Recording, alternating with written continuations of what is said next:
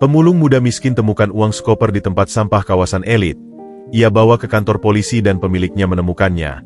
Ia diberi imbalan ini hingga merubah hidupnya. Halo semuanya, selamat datang di channel Jejak Inspirasi. Semoga kalian dalam keadaan sehat dan bahagia ya. Sebelum masuk ke ceritanya jangan lupa absen kalian dari mana saja ya.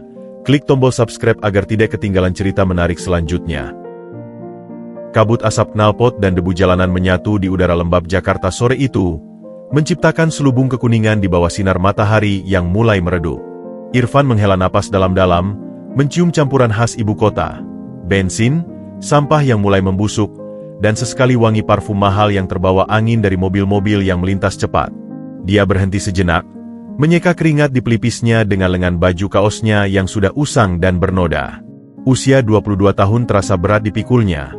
Jauh lebih berat dari gerobak kayu tua yang didorongnya setiap hari. Gerobak itu, dengan roda kanan yang sedikit miring dan bunyi, kletuk-kletuk, khasnya, adalah seluruh aset dan dunianya. Di dalamnya, botol-botol plastik bekas, kaleng minuman, dan kardus-kardus compang-camping telah ditata rapi. Masing-masing item itu memiliki nilai tersendiri di matanya, bukan sekadar sampah, melainkan fragmen-fragmen kecil harapan untuk bertahan hidup satu hari lagi. Matanya, yang telah terbiasa memindai dengan cepat, kini mengarah ke gerbang tinggi kawasan Pondok Indah. Di balik pagar besi hitam berhias ornamen itu, terhampar dunia yang asing baginya. Rumah-rumah bagai istana dengan taman hijau terawat, kolam renang berkilauan, dan mobil-mobil mewah yang terparkir di garasi terbuka. Suara tertawa anak-anak dan gema musik jazz lembut kadang-kadang lolos dari balik tembok tinggi, menjadi suara latar yang menusuk hatinya. Dia bukan datang ke sini untuk mengagumi. Ini adalah wilayah panennya. Sampah di sini berbeda. Botol air mineralnya merek impor, kardusnya dari peralatan elektronik mahal, kadang masih tersisa aroma kopi atau roti mahal. Di sini, satu gerobak penuh bisa setara dengan 2 atau 3 hari memulung di pemukiman kumuh. Namun, sore ini, ada beban lain yang lebih berat dari tumpukan kardus di gerobaknya. Sebuah pesan singkat dari adik perempuannya di kampung, Cirebon, masih terpampang di layar ponsel murahnya yang retak. Ibu tambah sesak, Bang. Obat habis. Kata dokter harus kontrol lagi, tapi uang? Pesan itu terputus, seolah-olah sang adik tak tegas menyelesaikan kalimatnya. Irfan menggigit bibirnya. Rasa pedih yang sudah akrab itu kembali menyergap, lebih menusuk dari rasa lapar yang kerap ia abaikan. Dia membalas dengan singkat, "Sabarlah, Dek. Sebentar lagi Bang Irfan kirim." Kalimat itu terasa hampa bahkan bagi dirinya sendiri. Uang yang ia kumpulkan dengan susah payah setiap minggu, yang sebagian ia kirim ke rumah, tak pernah cukup. Hidup di Jakarta telah menyedot tenaga dan harapannya. Biaya kos kamar berukuran petak di sebuah gubuk di daerah Ciputat, biaya makan seadanya, dan ongkos kirim uang ke kampung, semuanya menggerogoti penghasilannya yang tak menentu. Dengan tekad yang diperkuat oleh kekhawatiran akan ibunya, Irfan memasuki kawasan itu. Petugas keamanan di pos jaga meliriknya sekilas, lalu mengalihkan pandangan. Mereka sudah kenal dengan pemulung muda yang rajin dan tak pernah membuat masalah ini. Irfan mengangguk hormat, sebuah kebiasaan yang ia lakukan meski jarang dibalas. Ia mulai berkeliling, mendekati tiap tempat sampah besar berwarna hijau yang diletakkan di sisi-sisi jalan atau di belakang rumah. Ritualnya dimulai, membuka tutup, mengais dengan pengait besi kecilnya, memilih dengan cermat, lalu memasukkan barang berharga ke dalam karung. Bau sampah organik yang mulai terfermentasi oleh panas Jakarta memenuhi indranya, tetapi ia sudah hampir kebal.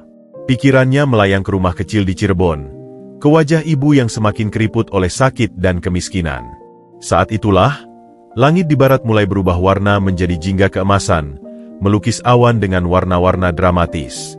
Senja turun, membawa angin sepau-sepau yang mengusir sedikit hapan panas. Cahaya keemasan itu menyinari atap-atap rumah mewah, membuatnya berkilauan seperti dalam mimpi. Irfan berhenti sejenak, mendongak.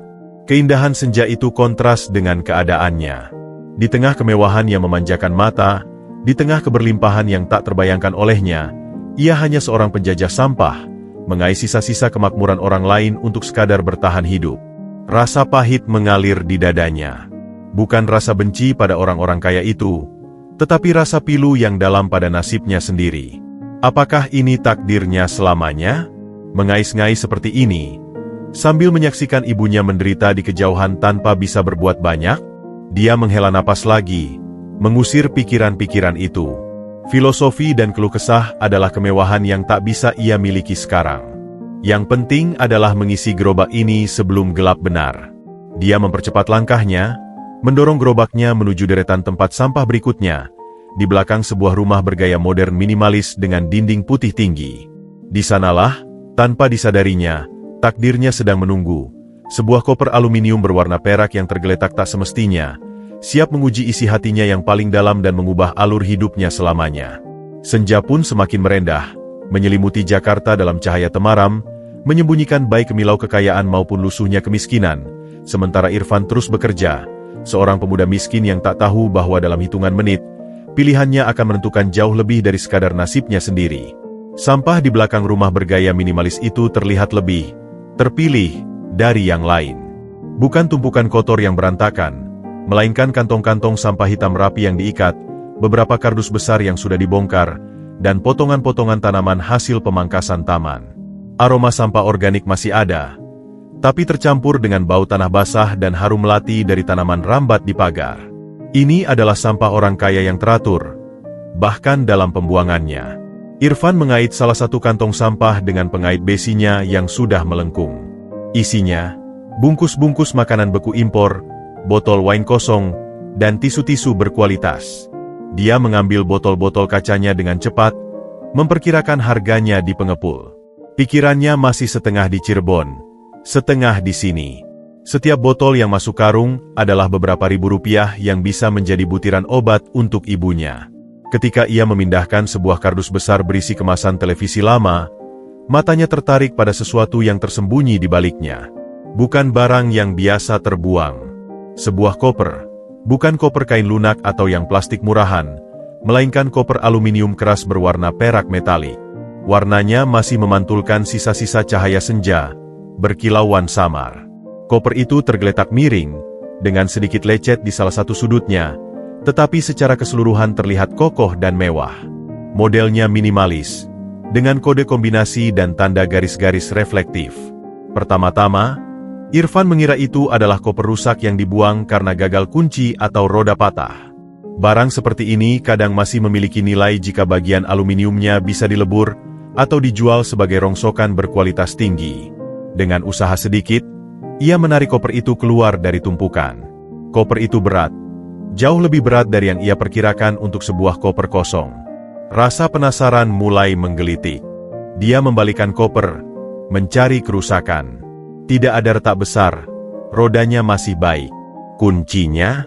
Ternyata tidak dikunci. Pengaitnya hanya terkait, tapi tidak diputar kode kombinasinya. Seolah-olah si pemilik terburu-buru atau lalai.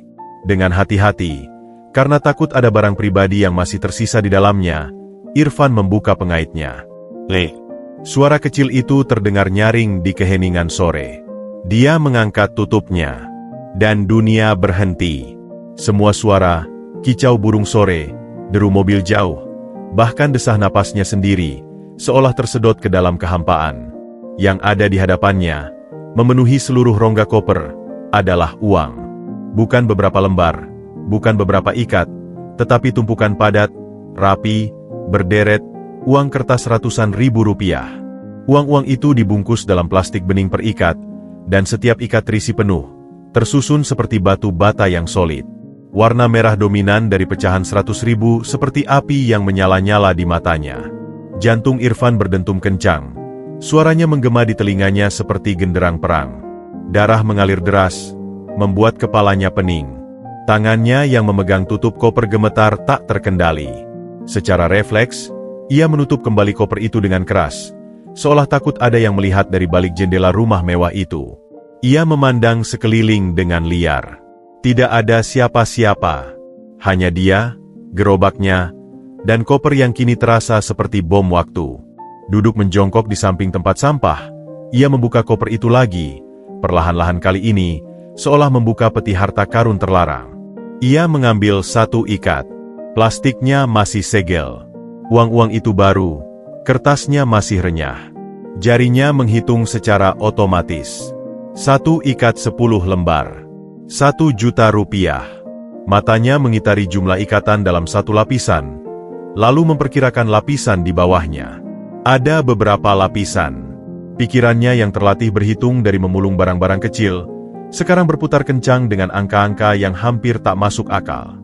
Ratusan juta, mungkin miliaran, bisiknya pada dirinya sendiri, suaranya serak dan asing.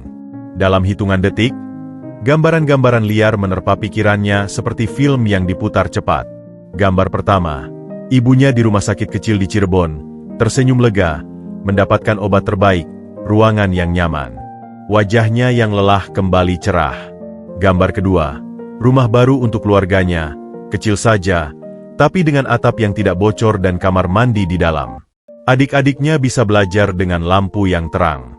Gambar ketiga, dirinya sendiri, bukan dengan gerobak, tetapi dengan pakaian rapi, mungkin membuka usaha kecil, bebas dari penghinaan dan ketidakpastian.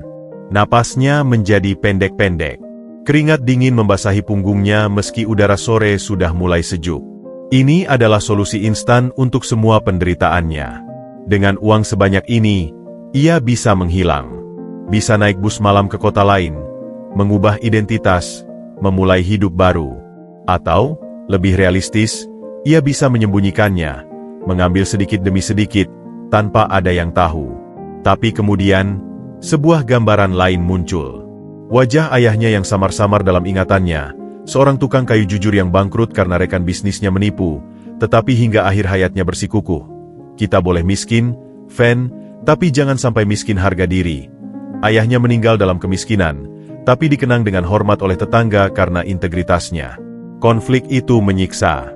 Di satu sisi, jurang kemiskinan yang dalam dan mendesak, jeritan tanggung jawab sebagai anak sulung, godaan untuk akhirnya bisa bernapas lega. Di sisi lain, sebuah prinsip yang tertanam sejak kecil, rasa takut akan karma, dan bayangan wajah pemilik uang ini, mungkin seorang yang sedang panik, mungkin seorang yang nasibnya juga bisa hancur karena kehilangan ini. Ia menatap koper itu. Kilau peraknya sekarang terlihat seperti warna abu-abu kebingungan. Koper ini bukan sekadar benda. Ia adalah ujian. Ujian terbesar dalam hidupnya yang sudah penuh dengan ujian kecil setiap hari. Dengan tangan gemetar, ia menutup koper untuk kedua kalinya. Ia tidak mengambilnya dengan sembunyi-sembunyi. Ia mengangkatnya, beratnya terasa seperti beban moral, dan meletakkannya dengan hati-hati di atas gerobaknya, di antara tumpukan botol dan kardus. Koper mewah itu tampak aneh dan tidak sesuai di tengah rongsokannya. Dia tidak langsung pergi. Ia berdiri di sana selama beberapa menit, memandangi rumah mewah itu. Apakah pemiliknya tinggal di sana? Apakah mereka sedang kalut mencari koper ini? Atau jangan-jangan ini uang haram? Uang korupsi yang sengaja dibuang? Tidak ada jawaban. Hanya ada dia dan pilihannya. Akhirnya, dengan langkah berat yang menentukan, Irfan mulai mendorong gerobaknya. Bunyi, kletuk-kletuk, roda gerobak yang miring kini terdengar seperti detak jantung yang berirama. Dia tidak menuju ke tempat pengepul seperti biasa. Dia tidak juga menuju ke kos-kosannya. Dengan tekad yang baru terbentuk namun masih rapuh, dia membelokkan gerobaknya menuju jalan besar, mencari tanda biru dengan gambar pita pengaman, lambang kantor polisi sektor terdekat. Setiap langkahnya terasa seperti mengarungi lumpur, dibebani oleh koper perak yang diam-diam bersinar di antara sampah, membawa serta seluruh harapan dan ketakutannya dalam satu keputusan yang akan membelah takdirnya menjadi dua, sebelum koper dan sesudahnya. Senja pun hampir berakhir, menyisakan cahaya temaram terakhir. Koper perak itu, di atas gerobak kayu tua, menjadi simbol kontras yang sempurna antara dua dunia yang akan segera bertabrakan karena kejujuran seorang pemulung muda. Gerobak kayunya bergemertak di atas aspal jalanan yang mulai sepi, suaranya seperti detak jantung yang kacau bagi Irfan. Koper perak itu teronggok tak wajar di antara botol-botol bekas, memantulkan cahaya lampu jalan yang mulai menyala satu persatu. Setiap pantulan itu seperti sorotan yang menuduh. Ia merasa semua mata tertuju padanya. Para pengendara yang melintas, pejalan kaki yang buru-buru pulang, bahkan penjaga warung yang sedang menutup kios, seolah-olah mereka semua tahu rahasia yang ia bawa. Dia tidak langsung menuju kantor polisi. Kaki seolah memiliki kehendak sendiri, membelok ke sebuah jalan kecil yang lebih gelap, menuju sebuah lapangan kosong yang biasa ia lewati sebagai jalan pintas. Di sana, di bawah sebatang pohon trembesi yang rindang dengan akar-akar besar menjalar, ia berhenti. Napasnya tersengal-sengal, bukan karena lelah, tetapi karena beban yang tak terlihat. Dengan hati berdebar, ia mengangkat koper dari gerobak dan meletakkannya di atas sebuah akar pohon yang mendatar, seperti altar primitif. Ia membukanya lagi, kali ini di bawah cahaya lampu jalan yang samar dari kejauhan. Tumpukan uang itu terlihat lebih nyata, lebih menggoda, sekaligus lebih menakutkan dalam kesendirian ini. Aromanya yang khas, bau kertas baru, tinta, dan plastik pembungkus, memenuhi indranya, jauh lebih kuat dari bau sampah yang biasa ia hirup. Dia mengambil satu ikat uang. Dingin, berat. Dalam genggamannya, ia merasakan kuasa yang terkandung di dalamnya. Dengan uang ini, ia bisa membeli semua obat yang ibu butuhkan. Bukan obat generik, tapi obat impor terbaik. Ia bisa memindahkan ibunya ke rumah sakit swasta di kota besar, dengan dokter spesialis dan ruangan ber-AC. Gambar itu begitu hidup. Ibu tersenyum, bebas dari sesak napas, warna kembali ke pipinya yang pucat. Tapi gambaran lain segera menyusul. Gambaran ayahnya, Pak Kardi, yang dulu memilih gulung tikar usaha mebel kecilnya daripada harus membayar suap kepada pejabat dinas perindustrian. Dunia ini mungkin milik orang. Licik, Fen, katanya suatu malam, sambil memandanginya dengan mata lelah namun tenang. Tapi akhirat dan ketenangan batin, itu milik orang jujur. Jangan kau tukar yang kekal dengan yang sementara. Ayahnya meninggal tidak lama setelah itu, karena sakit yang tak terobati, tetapi matinya dengan damai. Tetangga melayat dengan air mata hormat, bukan kasihan. Ayah, aku lelah, Irfan berbisik pada angin malam, air matanya tumpah tanpa ia sadari. Aku lelah makan mie instan 3 hari berturut-turut. Aku lelah ditertawakan satpam perumahan. Aku lelah melihat adikku putus sekolah. Apa salahnya kali ini? Apa salahnya mengambil rezeki yang entah dari mana ini? Mungkin ini rezeki nomplok dari langit. Hadiah karena aku sudah terlalu lama menderita. Namun, suara lain di kepalanya membisikkan skenario yang mengerikan. Bagaimana jika ini uang perusahaan? Bagaimana jika seorang karyawan yang lugu akan dipersalahkan dan dipenjara karena kehilangan ini? Bagaimana jika ini uang untuk operasi jantung anak seseorang? Atau, yang paling menakutkan, bagaimana jika ini uang hasil kejahatan, uang korupsi atau uang tebusan?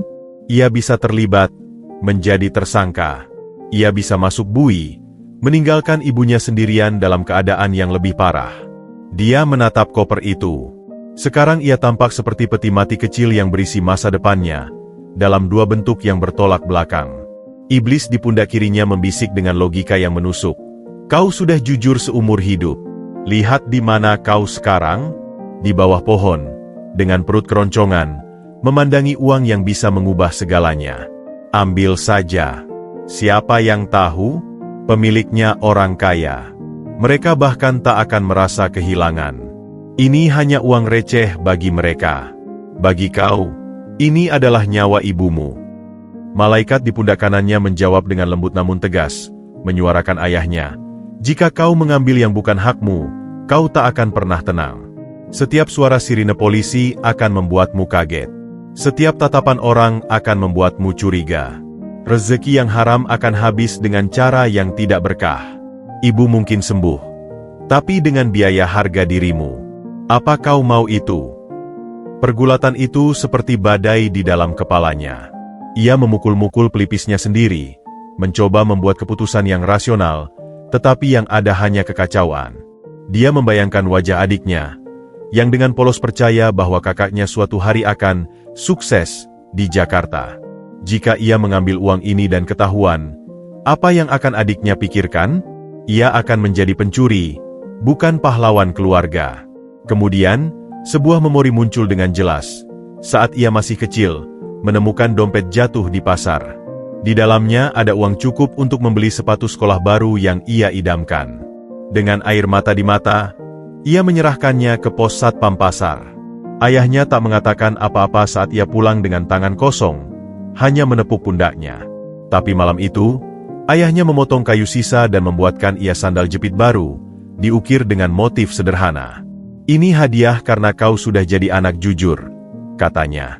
Sandal itu sudah lama hilang, tapi perasaan hangat dan bangga itu masih melekat.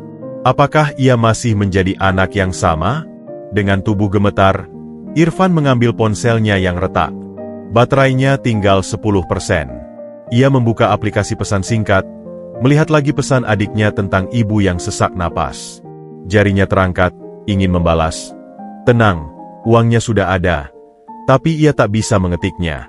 Itu akan menjadi kebohongan pertama dalam rangkaian kebohongan yang tak terhitung jika ia memilih untuk mengambil uang ini. Dia menatap langit malam yang mulai dipenuhi bintang-bintang redup, tertutup polusi cahaya kota. "Tolong," ia berdoa, sebuah doa yang tak terstruktur, keluar dari lubuk hatinya yang paling dalam. "Berikan aku petunjuk. Berikan aku kekuatan." Tiba-tiba, dari kejauhan, suara adzan maghrib berkumandang, bergema dari speaker masjid di ujung jalan. Suara itu melintasi keriuhan kota, menyentuh telinganya. Kalimat, "Hayya alas sholah," marilah menuju sholat, terasa seperti panggilan personal. Seolah-olah itu adalah jawabannya. Tanpa berpikir panjang, Irfan menutup koper dengan tegas. Klik suara itu seperti tanda akhir dari pergulatan batinnya. Air mata masih mengalir di pipinya, tetapi kini ada ketegasan di matanya. Keputusannya telah dibuat, meski hati masih terasa berat seperti dihimpit batu. Dia tidak langsung sholat. Ada sesuatu yang harus ia selesaikan terlebih dahulu. Dengan tangan yang masih gemetar namun lebih pasti, ia mengangkat koper itu kembali ke gerobaknya. Kali ini, ia menutupinya dengan karung bekas yang ia bawa, menyembunyikan kilau peraknya. Dia lalu mendorong gerobaknya keluar dari persembunyian di bawah pohon, kembali ke jalan utama yang lebih terang. Langkahnya kini lebih cepat, lebih mantap. Tujuannya jelas, papan tanda biru dengan lambang pita pengaman di kejauhan. Kantor polisi sektor. Dalam perjalanan, godaan itu masih sesekali membisik, mencoba melemahkan tekadnya. Tapi suara adzan masih bergema di telinganya, dan gambar sandal kayu buatan ayahnya tetap terpampang di benaknya. "Aku memilih jalan ayah," ia bergumam pada dirinya sendiri, sambil menelan ludah yang terasa pahit. "Meski miskin, meski sulit, aku memilih untuk bisa tidur nyenyak." Ia melewati tempat pengepul yang biasanya ia datangi setiap sore. Pemiliknya, Pak Joko, melambai. "Wah, kenapa lewat sini, Fen? Gak jualan hari ini?" Irfan hanya geleng-geleng kepala, tersenyum getir. "Ada urusan dulu, Pak." "Urusan apa? Kok wajahmu pucat gitu?" Irfan tak menjawab. Ia hanya mempercepat langkah, menjauhi kehidupan lamanya yang akrab, menuju suatu ketidakpastian yang menakutkan. Di dalam hatinya, ia berharap ini adalah keputusan yang benar.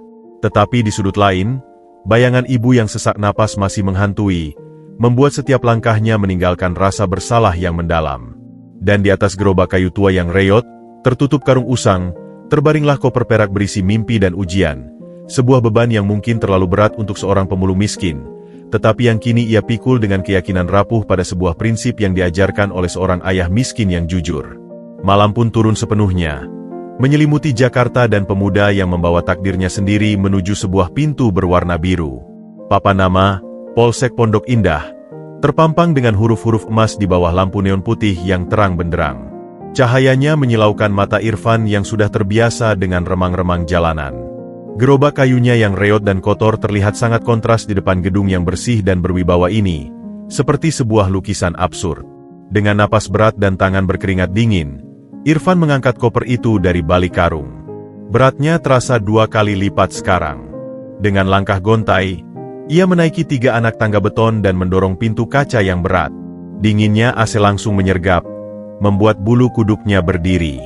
Ruangan depan sepi kecuali seorang petugas berseragam biru muda yang sedang asyik mengetik di belakang komputer. Ia mengangkat kepala, matanya menyapu Irfan dari ujung kepala sampai ujung kaki, rambut acak-acakan, baju lusuh bernoda, celana jeans compang-camping, dan sepatu kets yang solnya sudah menganga. Ekspresi datar, hampir tanpa minat. "Ada perlu?" Suara petugas itu datar. "Saya mau menyerahkan barang temu," kata Irfan, suaranya serak. Ia maju beberapa langkah dan meletakkan koper perak di atas meja resepsionis yang mengilat. Bunyinya, "Dok," yang padat. Petugas itu, yang dari pelang namanya tertulis, Aibda Surya, mengerutkan kening. Matanya beralih dari wajah Irfan yang tegang ke koper yang mewah. Kontrasnya begitu tajam sehingga kecurigaannya langsung terbangun. Barang temu, koper. Aibda Surya menyentuh koper itu dengan ujung jarinya, seolah-olah takut terkontaminasi. Ditemukan di mana? Di tempat sampah, Pak. Belakang perumahan di Jalan Anggrek. Di tempat sampah, nada Aibda Surya meninggi, penuh ketidakpercayaan. Koper bagus begini dibuang di tempat sampah? Lalu kamu temukan? Ceritanya kok mudah banget. Irfan merasa dadanya sesak. Sungguh, Pak, saya pemulung. Saya sedang cari barang rongsokan. Aibda Surya berdiri, mengelilingi meja. Ia membuka koper itu. Dan saat tutupnya terbuka, ekspresi datarnya berubah total. Matanya membelalak. Ia menyentak mundur, seperti melihat ular berbisa. "Astagfirullah," katanya setengah berteriak. Ia segera menutup koper itu kembali, lalu memandang Irfan dengan tatapan yang sekarang penuh dengan kewaspadaan dan kecurigaan yang mendalam. "Kamu, tunggu di sini. Jangan bergerak." Aibda Surya bergegas menghilang ke ruangan dalam, membawa koper itu. Irfan berdiri sendiri di ruangan resepsionis yang dingin, merasa semakin kecil. Beberapa menit kemudian, Aibda Surya kembali dengan dua petugas lain yang lebih senior. Salah satunya, seorang berpangkat Aibtu, dengan wajah keras dan mata yang menyelidik. "Kamu Irfan?" tanya Aibtu itu, tanpa basa-basi. "Iya, Pak." "Ceritakan dari awal. Jangan ada yang dilewatkan." Irfan mulai bercerita dengan gemetar. Dari ibunya yang sakit, dari keputusannya memulung di kawasan elit, hingga menemukan koper itu. Ia menjelaskan pergulatan batinnya di bawah pohon trembesi. Tapi semakin ia bercerita, semakin ia merasa tatapan mereka tidak percaya. Tatapan itu seperti menyayat kulitnya, mencari celah kebohongan. "Sekarang, coba jelaskan lagi," kata Aibtu itu setelah Irfan selesai, sambil mendorong sebuah kertas dan pena ke arahnya. "Tuliskan kronologi kejadiannya. Dari kamu berangkat dari kos, sampai kamu masuk ke sini. Detail. Ini adalah ujian." Irfan menulis dengan tangan gemetar. Keringat membuat kertas sedikit basah. Saat ia menulis tentang godaan untuk mengambil uang itu, Aibtu itu mendengus, seolah tidak mempercayai bahwa seorang pemulung miskin bisa menolak godaan miliaran rupiah. Setelah selesai menulis, ia disuruh menunggu di sebuah ruangan kecil yang kosong. Hanya ada sebuah meja dan dua kursi. Ruangan itu pengap, tanpa jendela. Lampu neon di atas kepala berkedip-kedip. Ia duduk di sana sendirian selama hampir 1 jam. Setiap detik terasa seperti siksaan. Pikirannya dipenuhi ketakutan terburuk. Bagaimana jika mereka justru menuduhnya mencuri? Bagaimana jika mereka menyita uang itu untuk diri mereka sendiri dan menjebaknya? Ia mulai menyesali keputusannya. Mungkin lebih baik ia mengambil uang itu dan lari. Pintu terbuka. Aibtu itu masuk lagi. Kali ini dengan ekspresi yang lebih tidak terbaca. Ia duduk berhadapan dengan Irfan. "Kami sudah menghubungi pemilik koper," katanya tiba-tiba. Irfan menahan napas. "Siapa pemiliknya, Pak?" "Seorang pengusaha. Tapi sebelum dia datang, saya punya beberapa pertanyaan lagi." Aibtu itu menatapnya tajam. "Kamu yakin tidak membuka ikatan uangnya? Tidak mengambil sedikit pun?" "Tidak, Pak. Saya cuma lihat, lalu tutup lagi." "Kenapa? Kenapa tidak ambil? Kamu miskin, butuh uang. Ini rezeki nomplok. Masuk akal nggak kamu bawa ke sini?" Pertanyaan itu seperti pukulan. Irfan merasa terpojok. "Karena itu bukan hak saya, Pak. Saya takut." "Takut? Atau karena kamu tahu uang ini bisa dilacak? Atau karena kamu sudah ada rencana lain? Mungkin kamu bagian dari sindikat? Cari perhatian." Air mata mulai memenuhi mata Irfan. Ini penghinaan. Ini lebih menyakitkan daripada tatapan sinis para satpam perumahan. "Saya tidak bohong," Pak, saya cuma mau melakukan yang benar. Aibtu itu mendiamkannya untuk beberapa saat, mengamati reaksinya. Lalu, tiba-tiba, sikapnya sedikit melunak. Mungkin ia melihat kepolosan dan keputusasaan yang tulus di mata pemuda itu. Baik, katanya akhirnya. Kamu tunggu di sini. Pemiliknya dalam perjalanan. Saat ia keluar, Irfan menundukkan kepala, mencoba menahan isak tangisnya. Ruangan itu terasa seperti penjara. Kejujurannya justru membuatnya terjebak. Ia membayangkan ibu dan adiknya di kampung, tidak tahu bahwa kepala keluarga mereka sedang diinterogasi dengan tuduhan yang tidak-tidak. Sekitar setengah jam kemudian, keriuhan terdengar dari luar. Suara langkah cepat, suara orang berbicara dengan nada tegang. Lalu pintu terbuka lagi. Kali ini, yang masuk adalah Aibtu itu bersama seorang pria lain. Pria itu berusia sekitar 50-an, berambut sedikit memutih, rapi. Ia mengenakan kemeja linen putih yang mahal dan celana chino. Wajahnya tampak tegang. Ada lingkaran hitam di bawah matanya yang menunjukkan kurang tidur dan stres berat. Namun, ada aura wibawa yang kuat darinya. Ini pastilah pemilik uang itu, Pak Purnomo. Matanya langsung tertuju pada koper perak yang sekarang sudah berada di atas meja di ruangan itu. Lalu, ia menatap Irfan. Tatapannya tidak sinis seperti polisi tadi, tetapi penuh dengan keingintahuan yang mendalam, seolah-olah mencoba membaca jiwa pemuda di hadapannya. Kamu yang menemukan ini? Tanya Pak Purnomo, suaranya berat namun halus. Irfan hanya bisa mengangguk. Lidahnya terasa kaku. Bisa ceritakan sekali lagi, dari awal. Dengan suara parau, Irfan mengulangi ceritanya untuk kesekian kalinya. Kali ini, tanpa interupsi. Pak Purnomo mendengarkan dengan saksama. Matanya tidak lepas dari Irfan. Saat Irfan bercerita tentang pergulatan batinnya, tentang ayahnya yang jujur, tentang ibunya yang sakit, ekspresi Pak Purnomo berubah. Kekakuan di wajahnya sedikit mencair, digantikan oleh sesuatu yang mirip decak kagum dan rasa haru. Setelah Irfan selesai, Pak Purnomo memandang Aibtu itu. Bisa saya periksa isinya? Dengan pengawasan ketat, Pak Purnomo membuka koper. Dengan cepat dan cermat, ia memeriksa beberapa ikatan uang, melihat segelnya, lalu menutupnya kembali. Ia menghela napas panjang. Sebuah beban besar seolah luruh dari pundaknya. Lengkap, katanya pada polisi. Semuanya ada. 5 miliar persis, untuk pembayaran darurat. Lalu ia kembali menatap Irfan. Tatapannya sekarang berbeda.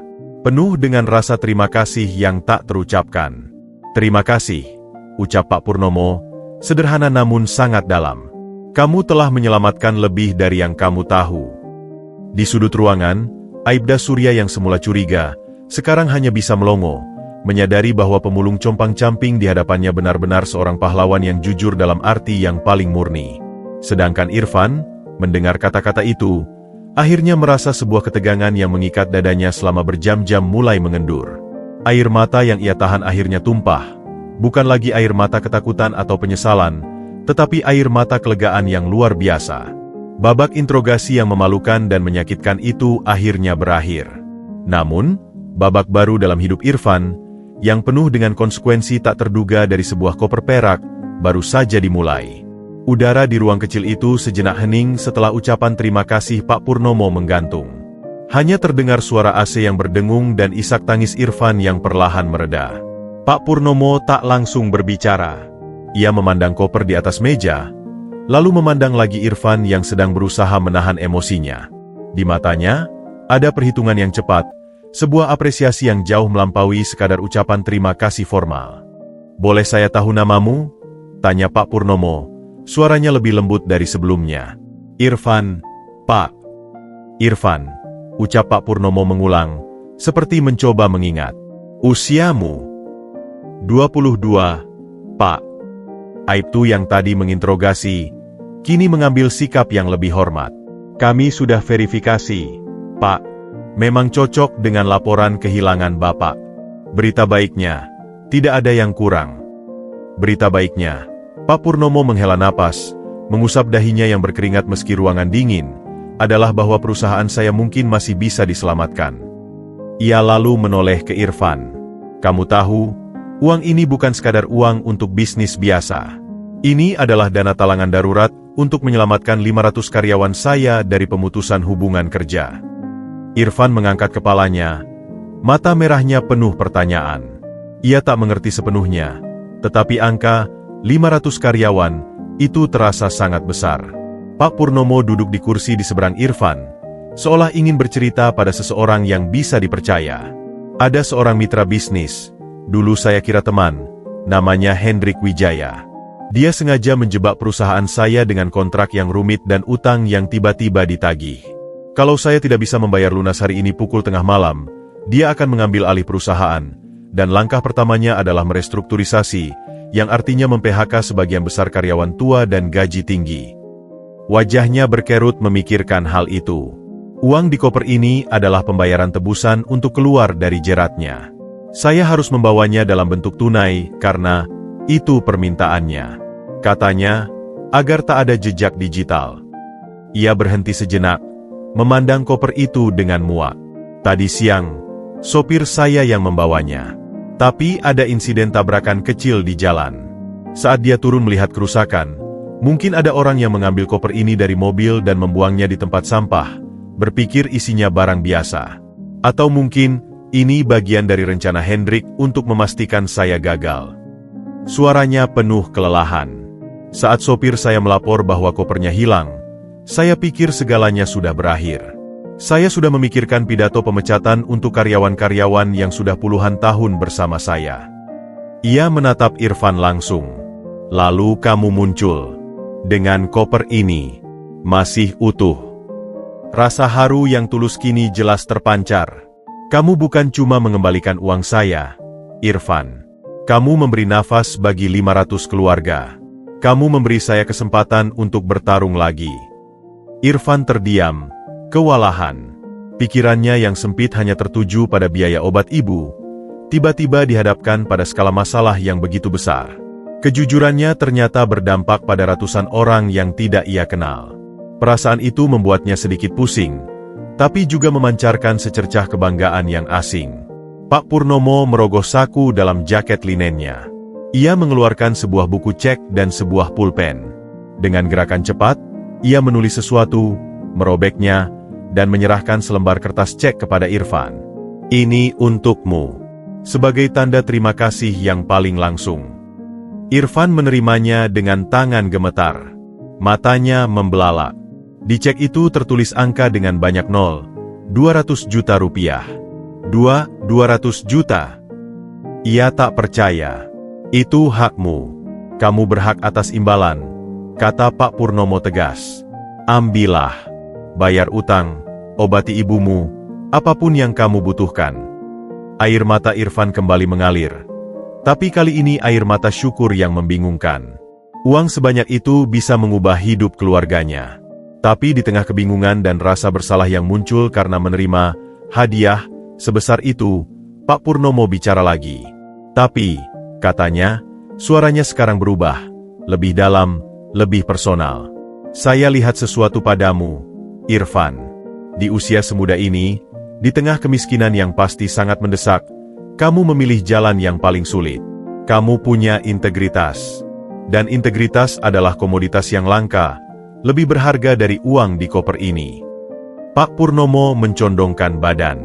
Saya punya proposal lain untukmu. Lebih dari sekadar uang tunai. Bagaimana kalau kamu bekerja untuk saya? Saya akan membiayai kuliahmu, apapun jurusan yang kamu minati, sambil kamu magang di perusahaan saya. Kamu bisa belajar, dapat keterampilan, punya karir. Saya butuh orang-orang dengan karakter sepertimu di sekitar saya. Irfan terduduk lemas. Kata-kata itu seperti mimpi di siang bolong. Kuliah? Magang di perusahaan besar? Itu adalah hal-hal yang bahkan tak pernah ia impikan, karena impiannya hanya sebatas cukup makan dan bisa obati ibu.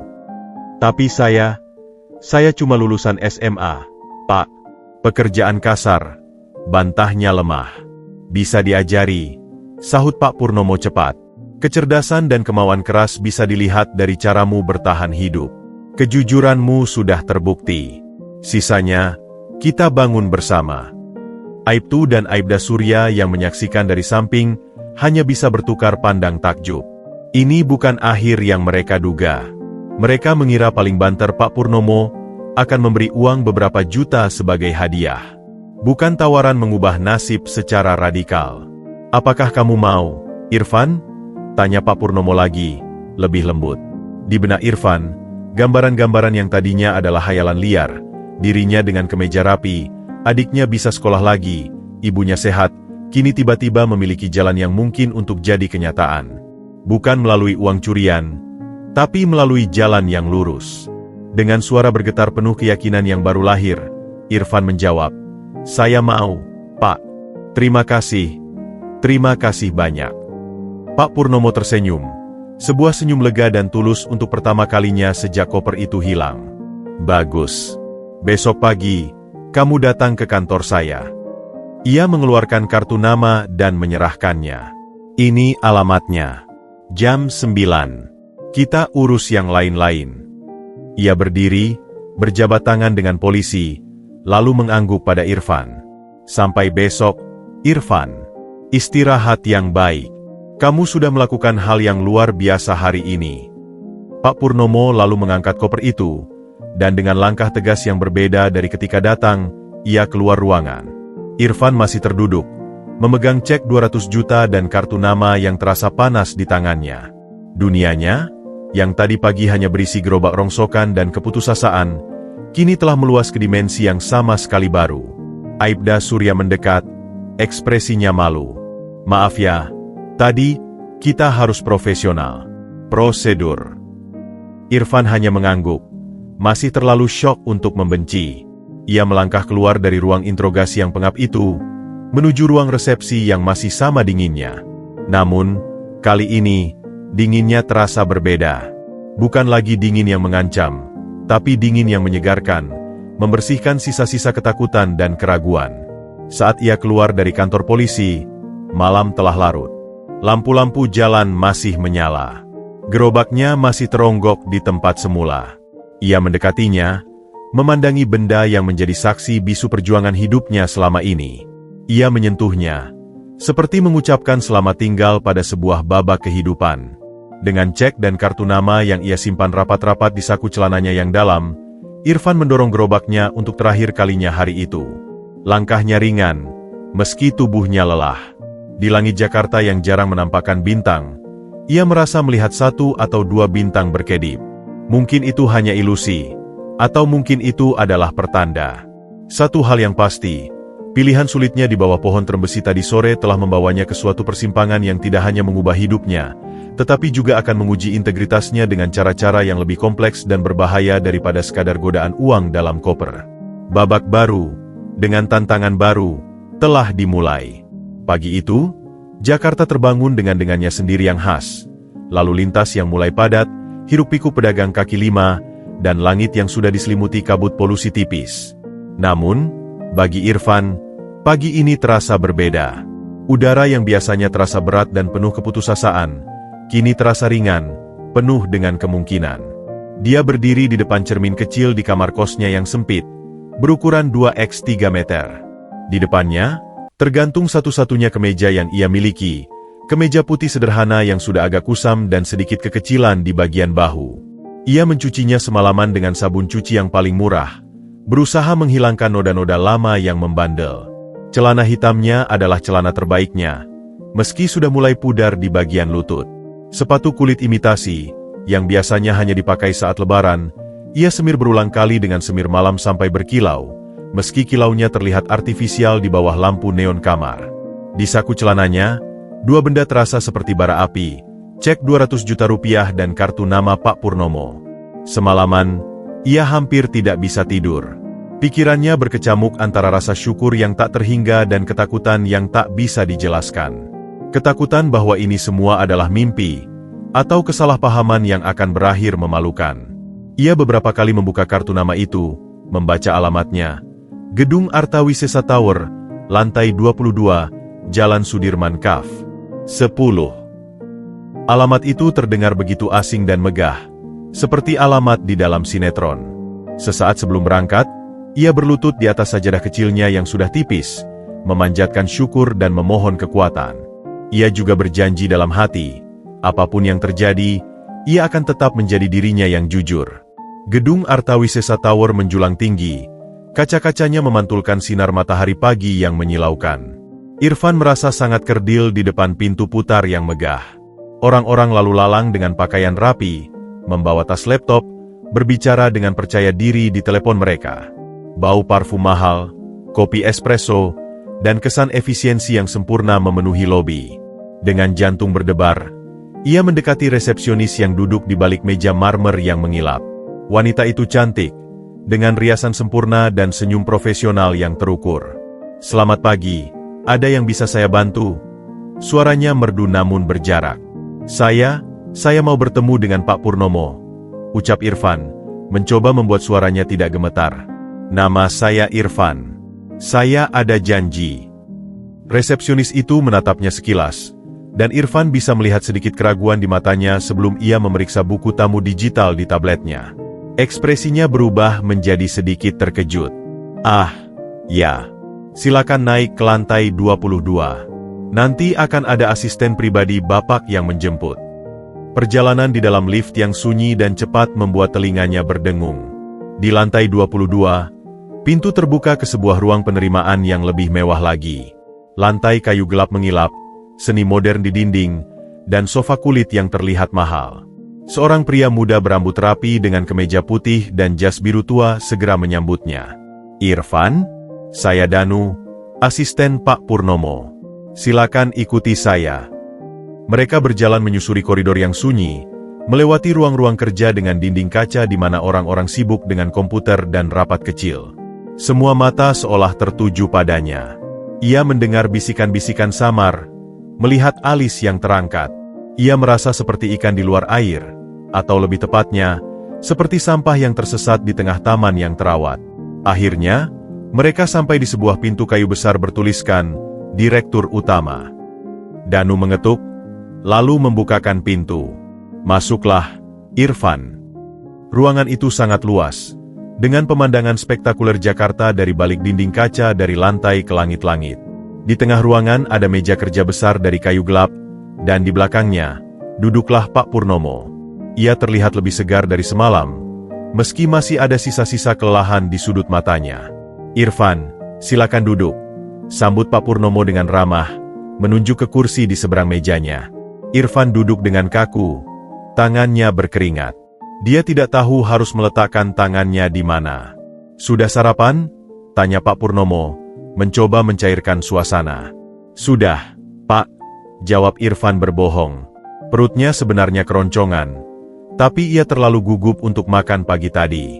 Pak Purnomo mengamatinya dengan cermat. Ia melihat kegugupan, tetapi juga melihat ketulusan di mata pemuda itu. Ia juga melihat upaya untuk tampil rapi yang justru menyoroti betapa asingnya Irfan di lingkungan ini. "Saya sudah periksa latar belakangmu," mulai Pak Purnomo, suaranya serius namun tidak menghakimi. "Lulusan SMA di Cirebon, merantau ke Jakarta 3 tahun lalu, bekerja serabutan sebelum akhirnya menjadi pemulung. Ibu sakit asma kronis, ayah sudah meninggal, ada 2 adik yang masih sekolah." Irfan mengangguk, merasa telanjang. Semua kesulitan hidupnya kini tercatat rapi di depan orang terkaya ini. "Justru karena itulah tawaran saya kemarin semakin kuat," lanjut Pak Purnomo. "Di tengah keadaanmu, kamu masih memilih jujur. Itu karakter." Ia mengambil selembar kertas dari laci. "Ini adalah surat perjanjian. Saya akan membiayai seluruh kuliahmu di Universitas Bina Nusantara, jurusan manajemen. Kamu akan mendapat uang saku bulanan, tempat tinggal, sebuah studio apartemen kecil dekat kampus, dan magang di perusahaan ini selama 4 tahun. Setelah lulus, kamu akan mendapat posisi tetap di sini, dengan gaji yang kompetitif." Irfan memandangi kertas itu, matanya berkaca-kaca. Semua itu terlalu banyak, terlalu besar. "Tapi, kenapa, Pak? Kenapa sampai segitu?" Pak Purnomo tersenyum tipis. "Karena saya percaya investasi terbaik adalah investasi pada manusia yang berkarakter. Perusahaan ini besar, Irfan. Tapi besar juga berarti banyak orang yang hanya memikirkan kepentingannya sendiri. Saya butuh orang-orang yang punya prinsip, yang bisa saya percaya. Kejujuranmu kemarin adalah buktinya. Saya tidak hanya membalas jasamu, saya berinvestasi pada masa depan perusahaan saya sendiri dengan membawamu ke dalamnya. Dia berhenti sejenak.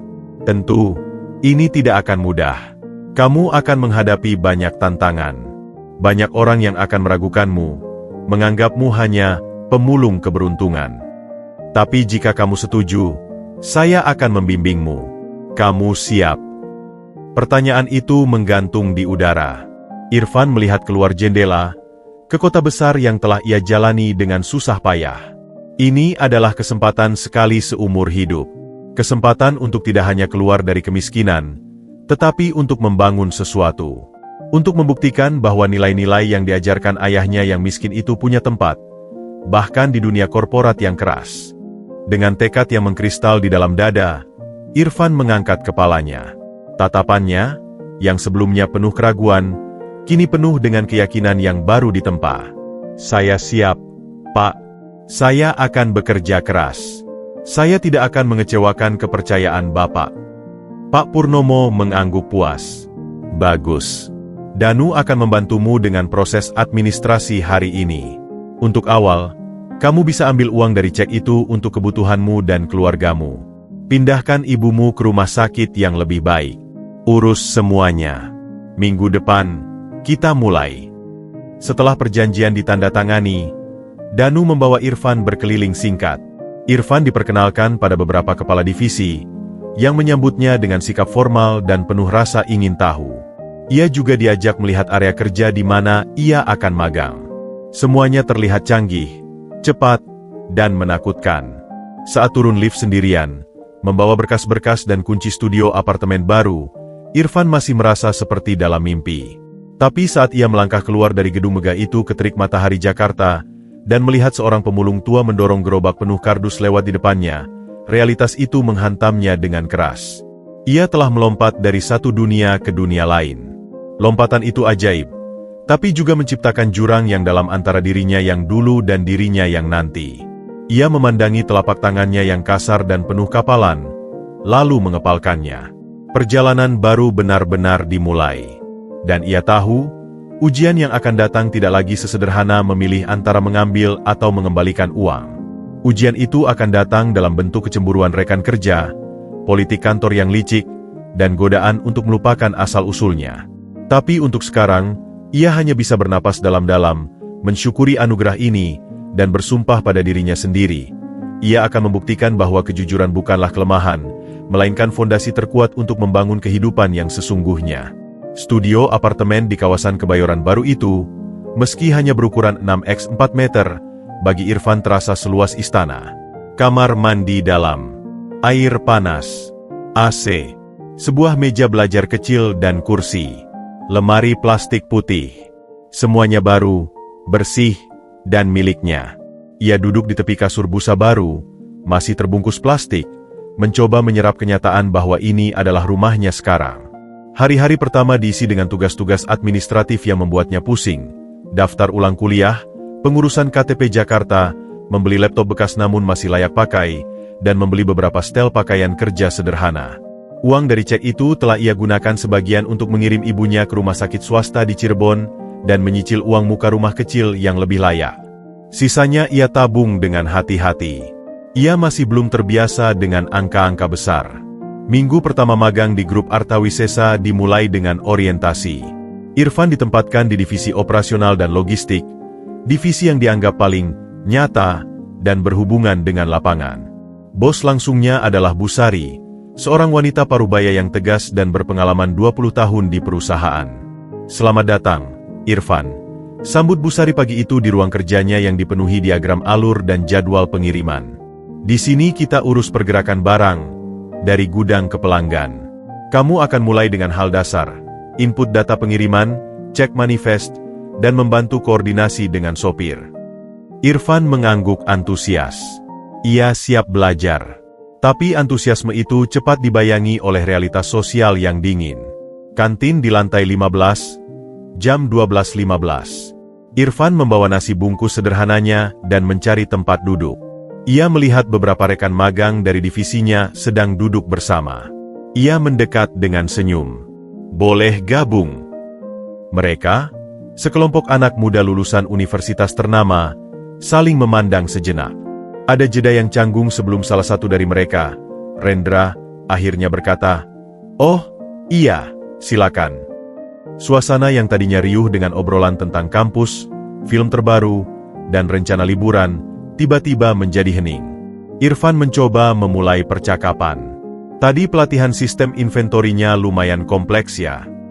Iya, standarlah untuk perusahaan sebesar ini, jawab Maya, seorang mahasiswi dengan kacamata desainer, sambil tidak menatapnya. Kamu dari mana kuliahnya? Saya, baru akan mulai di BINUS, semester depan. Mata mereka berbinar, penuh pertanyaan yang tak diucapkan. Loh, kok bisa langsung magang di sini kalau belum kuliah? Oh, istimewa ya, komentar Aldi, nada suaranya datar. Mereka kemudian kembali berbicara di antara sendiri, menggunakan istilah-istilah kampus dan guyonan yang tak dipahami Irfan. Irfan makan dengan cepat, merasa seperti benda asing yang menyusup. Ini baru awal. Saat ia bergabung dalam rapat kecil divisi, ia mencoba memberikan pendapat berdasarkan pengamatannya selama input data. Menurut saya, rute pengiriman ke daerah pasar minggu itu bisa dioptimalkan kalau kita hindari jalan itu di jam 3 sore, biasanya macet karena sekolah pulang. Semua mata memandangnya. Bu Sari terkesan. Pemikiran yang bagus, Irfan. Dari mana kamu tahu?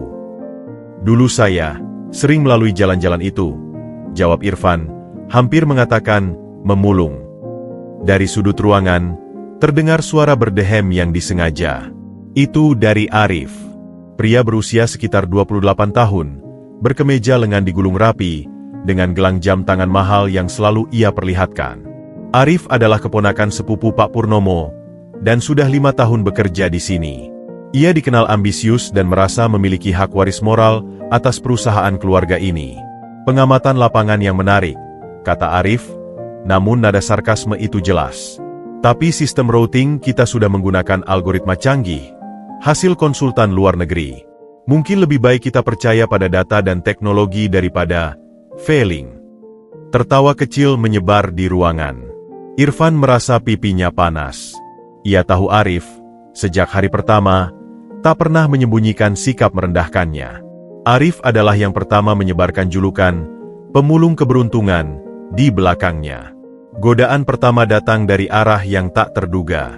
Suatu sore, saat Irfan sedang bekerja lembur untuk menyelesaikan laporan, Arif menghampiri mejanya. Masih sibuk, Fen? Panggil Arif dengan nada akrab yang palsu. Iya, Mas Arif. Mau coba selesaikan ini? Arif menarik kursi dan duduk. Lihat, aku ngerti kok. Dunia baru ini berat. Banyak yang iri sama kamu. Mereka bisik-bisik. Kamu tahu? Bilang kamu cuma bisa jilat kaki Om Purnomo karena ketemu koper. Irfan menahan amarah. Saya hanya berterima kasih pada kesempatan yang diberikan Pak Purnomo. Tentu. Arif mengangguk pura-pura simpatik. Tapi kamu butuh teman. Butuh orang yang bisa bimbing kamu navigasi politik kantor sini. Aku bisa jadi temanmu. Tapi, butuh timbal balik. Lah. Irfan menatapnya waspada. Maksudnya? Arif menurunkan suaranya. Om Purnomo sering rapat sama direksi. Kadang mereka bahas rencana ekspansi, akuisisi.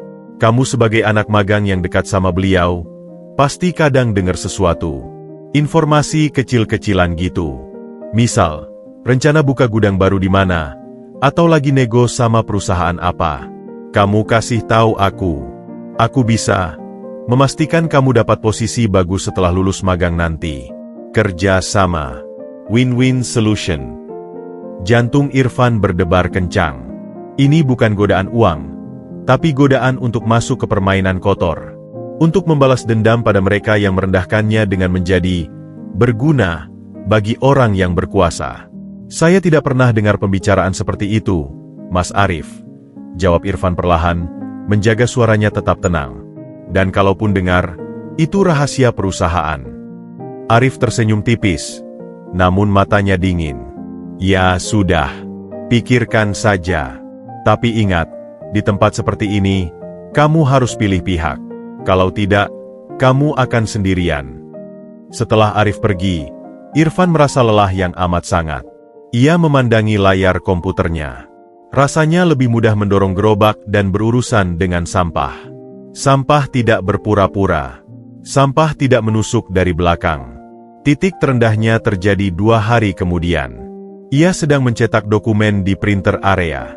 2 staf dari divisi marketing sedang mengobrol di dekat mesin kopi, tidak menyadari kehadirannya. Ya iyalah, mana mungkin orang tingkatnya segitu bisa langsung dapat beasiswa dan magang di sini. Pasti ada yang diatur. Katanya sih nemuin uang dan balikin. Tapi jangan-jangan itu skenario. Dia sengaja ditanam biar kelihatan heroik, terus ompur kasih posisi. Buat citra perusahaan. Atau jangan-jangan dia itu, anak di luar. Tawa mereka menggema. Irfan merasa seluruh darahnya naik ke kepala. Tangannya mengepal. Ia ingin berbalik dan membanting wajah mereka. Tapi ia ingat janjinya pada diri sendiri. Ingat ayahnya. Ia menarik napas dalam-dalam, mengambil dokumennya, dan berjalan pergi dengan kepala tegak, meski hancur di dalam. Malam itu, di studio apartemennya yang sunyi, untuk pertama kalinya ia menangis histeris. Tangisan seorang anak yang merasa tersesat. Ia menelepon ibunya. "Ibu, apakah saya salah menerima ini semua? Di sini, rasanya semua orang memandang saya dengan sebelah mata." Suara ibunya yang lemah namun penuh keteguhan datang dari seberang telepon. "Fen, nak, orang memang begitu. Kalau kamu tiba-tiba dapat rezeki yang mereka idamkan, mereka akan cari-cari cacatnya. Tunjukkan pada mereka, bukan dengan kata-kata, tapi dengan tindakan. Kerja keras, rendah hati, dan tetaplah jujur seperti ayahmu dulu. Waktu yang akan membungkam mereka." Perkataan ibunya seperti air di padang pasir. Esok harinya, Irfan datang dengan tekad baru. Ia tidak lagi mencoba untuk diterima. Ia fokus pada pekerjaannya. Ia datang paling pagi, pulang paling akhir. Ia mempelajari sistem hingga detail teknis yang paling kecil. Ia menawarkan bantuan pada siapapun yang membutuhkan, bahkan pada office boy. Perlahan-lahan, sikapnya yang rendah hati dan kerja kerasnya mulai menarik perhatian yang berbeda. Bu Sari mulai mempercayainya dengan tugas yang lebih kompleks. Beberapa rekan sedivisi, yang melihat kesungguhannya, mulai membuka diri. Bahkan Maya, si mahasiswi, suatu hari mendekatinya dan berkata, "Maaf ya, Irfan. Waktu itu kami kurang bersahabat." Tapi Arif tetap menjadi duri. Pandangannya semakin penuh kebencian. Ia melihat Irfan bukan lagi sebagai lelucon, tetapi sebagai ancaman potensial bagi ambisinya. Dan Arif bukanlah orang yang akan duduk diam melihat ancaman tumbuh. Pertarungan di dunia baru ini baru saja dimulai. Irfan telah melewati ujian pertama, godaan untuk berkompromi. Tetapi ujian yang lebih besar, yang melibatkan tidak hanya reputasinya tetapi juga keamanan posisinya dan kepercayaan Pak Purnomo, sedang disiapkan di balik layar oleh seorang pria yang merasa hak warisnya dirampas oleh seorang pemulung keberuntungan. Dan badai itu akan segera datang. Cahaya neon di ruang server basement gedung Artawisesa Tower memancarkan cahaya putih dingin yang tak berkedip. Di ruangan yang penuh dengan deru mesin pendingin dan kabel-kabel berjuntai itulah, Arif mengadakan pertemuan kecilnya. Bersamanya ada 2 orang yang setia kepadanya.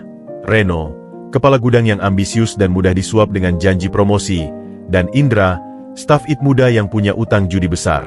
"Kalian lihat sendiri," desis Arif, matanya menyipit di balik cahaya monitor server. Anak pemulung itu bukan lagi sekedar pajangan.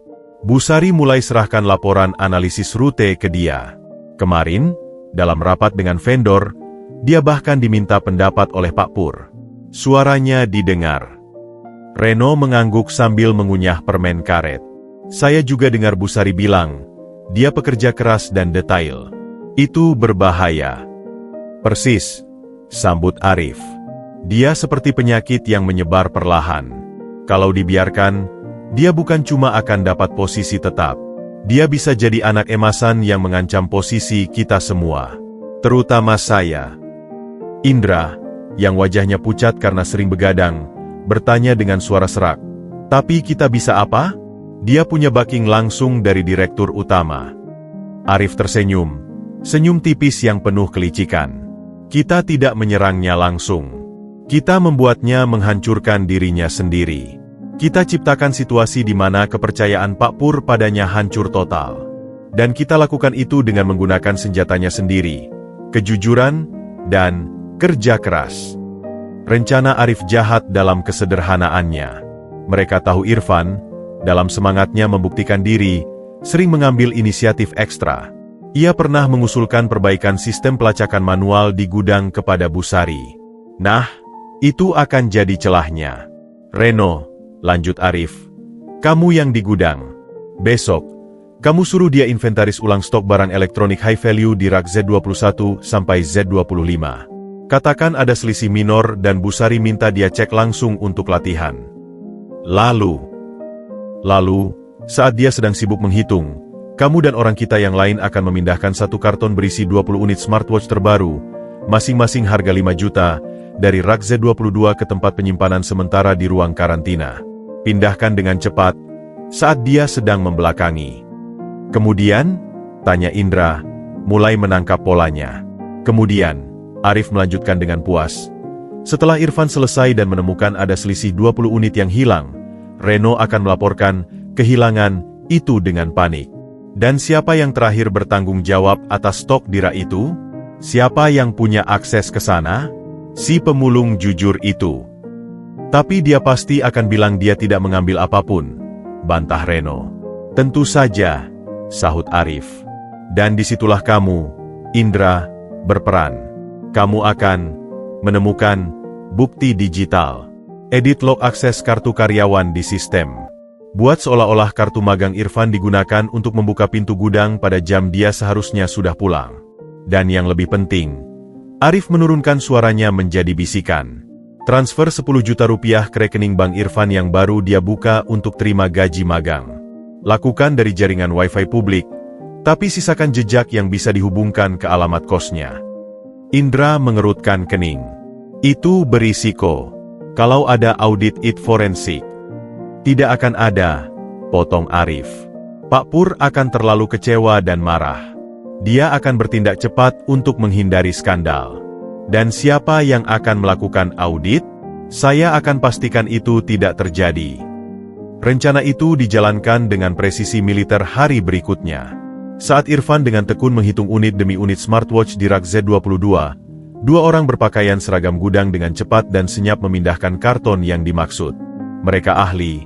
Ini bukan pertama kalinya mereka mengatur stok untuk keuntungan pribadi.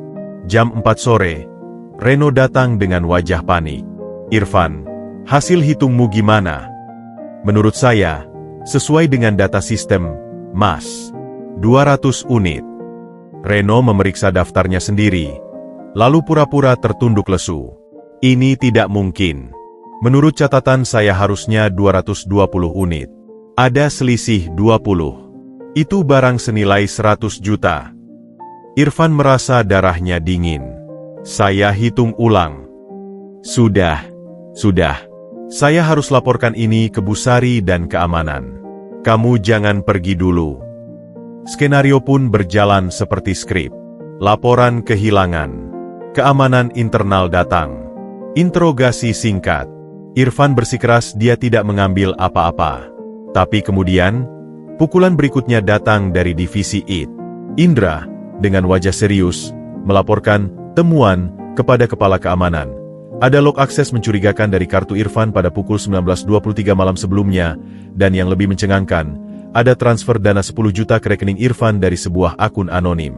Ketika konfrontasi dengan bukti digital, itu terjadi di sebuah ruang rapat kecil. Irfan merasa dunia berputar. Ia membantah dengan sekuat tenaga, tapi bukti-bukti itu terlihat sangat nyata. Bahkan Busari, yang mulai menyukai Irfan, tampak ragu. Rekening saya, itu mungkin kesalahan, kata Irfan, terbata-bata. Transfernya sudah masuk dan tidak kamu laporkan, sergah kepala keamanan. Itu prosedur wajib. Yang paling menghancurkan adalah ketika Pak Purnomo dipanggil. Wajahnya ketika memasuki ruangan itu dingin, tertutup. Ia mendengarkan laporan, melihat bukti, dan kemudian memandang Irfan. Di mata itu, Irfan melihat kekecewaan yang lebih menyakitkan daripada kemarahan. "Apakah kamu punya penjelasan, Irfan?" tanya Pak Purnomo, suaranya datar. "Saya tidak melakukan ini, Pak. Saya di-set up. Saya..." Arif, yang hadir sebagai pengawas dari manajemen tengah, menyela dengan nada penuh keprihatinan palsu. "Mungkin tekanan terlalu berat, Pak. Pindah dari lingkungan sebelumnya ke tekanan perusahaan besar. Ditambah kebutuhan finansial yang mendesak untuk keluarganya. Bisa membuat orang tergoda." Kalimat itu menghunjam tepat di titik terlemah Irfan. Ia memang butuh uang untuk ibunya. Itu motivasi yang mudah dipercaya. Pak Purnomo menghela napas panjang. "Saya sangat kecewa. Untuk sementara, status magangmu ditangguhkan. Kamu tidak boleh masuk ke kantor atau kampus sampai penyelidikan internal selesai. Serahkan kartu akses dan IDMU." Keputusan itu seperti pisau yang menikam jantung Irfan. Ia melihat karir, impian, dan kepercayaan yang dibangun dengan susah payah hancur dalam sekejap. Yang lebih parah, ia melihat noda pada integritasnya, satu-satunya modal yang ia punya, ternodai di mata satu-satunya orang yang memberinya kesempatan. Dengan langkah gontai, ia meninggalkan gedung megah itu untuk kedua kalinya. Kali ini, bukan sebagai pahlawan, tetapi sebagai tersangka. Langit Jakarta yang kelabu seolah mencerminkan hatinya. Ia menyadari satu hal, dunia baru ini tidak hanya memiliki kemewahan dan peluang, tetapi juga racun dan tipu daya yang jauh lebih berbahaya daripada kesulitan hidup sebagai pemulung. Dan Arif baru saja memberinya pelajaran pertama yang kejam. Dalam pertarungan untuk bertahan di puncak, kebenaran seringkali kalah oleh kepalsuan yang dirancang dengan rapi. Pertarungan nyata telah dimulai, dan Irfan baru saja kehilangan round pertamanya dengan telak. 3 hari setelah ditangguhkan, dunia Irfan menyempit kembali ke 4 dinding studio apartemennya. Udara di dalam ruangan terasa pengap dan berat, meski AC terus menyala. Ia tak berani keluar, takut bertemu dengan siapapun dari kampus atau kantor. Rasa malu dan kecewa yang membara telah membuatnya menjadi tawanan di dalam ruangan yang dulunya adalah simbol harapannya. Ponselnya sunyi. Tidak ada telepon dari Bu Sari, dari Danu, apalagi dari Pak Purnomo. Hanya adiknya yang sesekali mengirim pesan menanyakan kabar, dan ia hanya membalas singkat, "Baik, Dek. Lagi sibuk." Ia tak sanggup menceritakan kehancuran yang terjadi. Pada hari keempat, ketika ia sedang memandangi laptopnya yang terbuka di depan laporan kuliah online yang tak kunjung ia sentuh, bel pintu berbunyi. Jantungnya berdebar kencang. Apakah polisi? Apakah keamanan perusahaan? Dengan hati was-was, ia membuka pintu. Bukan polisi, bukan keamanan, melainkan Arif, berdiri di sana dengan senyum tipis yang sama, mengenakan jaket bomber mahal dan celana jeans desainer. Ia terlihat santai, seolah-olah sedang mengunjungi teman lama. "Boleh masuk?" tanya Arif tanpa menunggu jawaban, sudah menyelipkan kaki di celah pintu. Irfan terpaksa membukakan pintu lebar-lebar. Perasaan campur aduk antara kemarahan dan keingintahuan membuncah di dadanya. Arif melangkah masuk. Matanya menyapu ruangan yang sederhana. Lumayan. Sudah naik kelas dari gubuk. Ya. Apa yang kamu mau, Arif? Tanya Irfan, tak menyembunyikan kekasaran dalam suaranya. Tenang, tenang. Arif mengangkat kedua tangannya, lalu duduk di satu-satunya kursi di ruangan itu, membuat Irfan harus berdiri atau duduk di tepi kasur. Aku datang sebagai teman. Aku tahu kamu sedang dalam posisi sulit. Aku dalam posisi sulit karena kamu, geram Irfan, darahnya mendidih. Ah, tuduhan yang kuat. Arif tertawa pendek. Tapi bisakah kamu buktikan? Tidak, kan? Sistem, log akses, transfer bank, semuanya menunjukkan dirimu. Kamu terjebak. Fan. Irfan mengepalkan tangan, berusaha menahan diri untuk tidak meloncat. Lalu, kenapa kamu kesini? Mau menikmati hasil karyamu? Aku kesini untuk menawarkan solusi, kata Arif, suaranya tiba-tiba menjadi rendah dan serius. Dan juga peluang. Dia mengeluarkan selembar dokumen dari dalam tas selempang kulitnya. Ini adalah dokumen pengadaan barang untuk seragam karyawan baru. Nilai kontraknya 3 miliar. Vendor yang akan menang ini adalah perusahaan rekanan temanku. Irfan memandangi dokumen itu seperti melihat ular. Apa urusanku dengan itu? Urusannya adalah, aku butuh tanda tangan persetujuan dari level manajemen menengah untuk mempercepat proses. Bu Sari sedang cuti. Aku bisa meniru tanda tangannya, tapi lebih aman kalau ada yang bisa mengonfirmasi bahwa dokumen itu dilihat dan disetujui oleh seseorang yang kredibel. Misal, kamu. Aku sudah ditangguhkan. Aku tidak punya kewenangan apa-apa. Tepat, sahut Arif, matanya berbinar. Kamu tidak punya kewenangan. Tapi kamu punya akses ke sistem internal perusahaan selama status ditangguhkan belum secara resmi dicabut. IDMU masih bisa login ke portal internal, kan?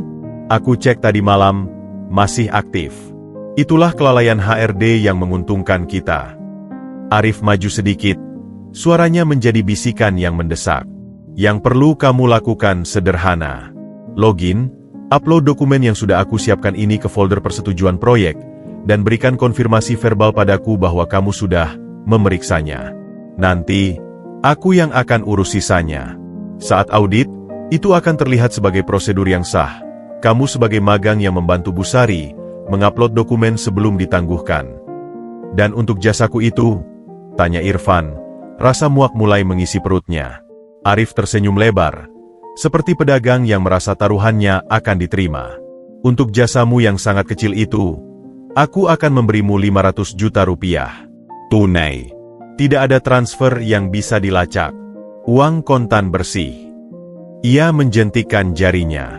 Dengan 500 juta, kamu bisa bayar pengacara terbaik untuk membersihkan namamu dari kasus kehilangan smartwatch. Atau, kalau kamu lelah dengan semua ini, kamu bisa ambil uangnya, pergi dari Jakarta, buka usaha di kampung, rawat ibumu dengan tenang. Tidak perlu lagi berurusan dengan orang-orang seperti aku, atau menghadapi cibiran di kantor. Godaan itu datang seperti gelombang pasang yang jauh lebih kuat dan canggih daripada sekadar melihat uang dalam koper. Ini bukan lagi tentang mengambil barang yang ditemukan. Ini adalah tawaran untuk aktif masuk ke dalam permainan kotor. Ini adalah solusi pragmatis. Uang besar yang bisa menyelesaikan semua masalahnya saat ini, dari kasus hukum hingga biaya ibu, dan sebuah jalan keluar yang mudah dari segala penderitaan psikologisnya. Bayangan itu menggoda. 500 juta tunai. Ia bisa melihatnya, tas berisi uang. Ia bisa merasakan kelegaan saat menyerahkannya pada pengacara. Ia bisa membayangkan wajah lega ibunya saat ia pulang ke Cirebon dengan uang yang cukup untuk sisa hidup mereka. Tapi kemudian, ia melihat wajah ayahnya. Bukan gambaran samar, tetapi sangat jelas. Wajah yang lelah namun tenang saat berkata, kalau kita sekali saja kompromi dengan ketidakjujuran, Fen, maka selamanya kita akan hidup dalam ketakutan dan penyesalan. Kepercayaan diri yang datang dari hati yang bersih, itu kekayaan sejati. Ayahnya mati miskin, tapi mati dengan tenang, tanpa beban dosa. Ia juga melihat wajah Pak Purnomo, tatapan kecewa di ruang rapat itu. Apakah dengan melakukan ini, ia akan membenarkan kekecewaan itu? Apakah ia akan menjadi bukti bahwa Pak Purnomo salah mempercayainya? Dan yang terakhir, ia melihat dirinya sendiri di masa depan. Jika ia mengambil tawaran ini, ia akan selamanya menjadi boneka Arif. Ini hanya akan menjadi awal. Akan ada permintaan berikutnya, dan berikutnya, sampai jiwanya sepenuhnya terjual. Kamu pikir ini tawaran yang sulit ditolak, ya? Kata Irfan akhirnya, suaranya tiba-tiba sangat tenang. Jauh lebih tenang dari yang ia kira. Ya, tentu saja, sahut Arif percaya diri. Ini win-win solution.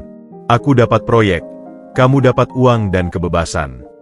Irfan berdiri, tubuhnya yang selama 3 hari terakhir terkulai lesu, kini tampak tegak kembali. Ada api baru di matanya. Api yang dinyalakan oleh keputusasaan yang berubah menjadi tekad. Keluar dari sini, Arif. Arif terkejut. Senyumnya pudar. Apa? Aku bilang, keluar dari sini. Aku tidak tertarik dengan uang harammu. Aku tidak akan menjadi bagian dari permainan kotormu. Wajah Arif berubah merah. Kamu bodoh. Ini satu-satunya kesempatanmu.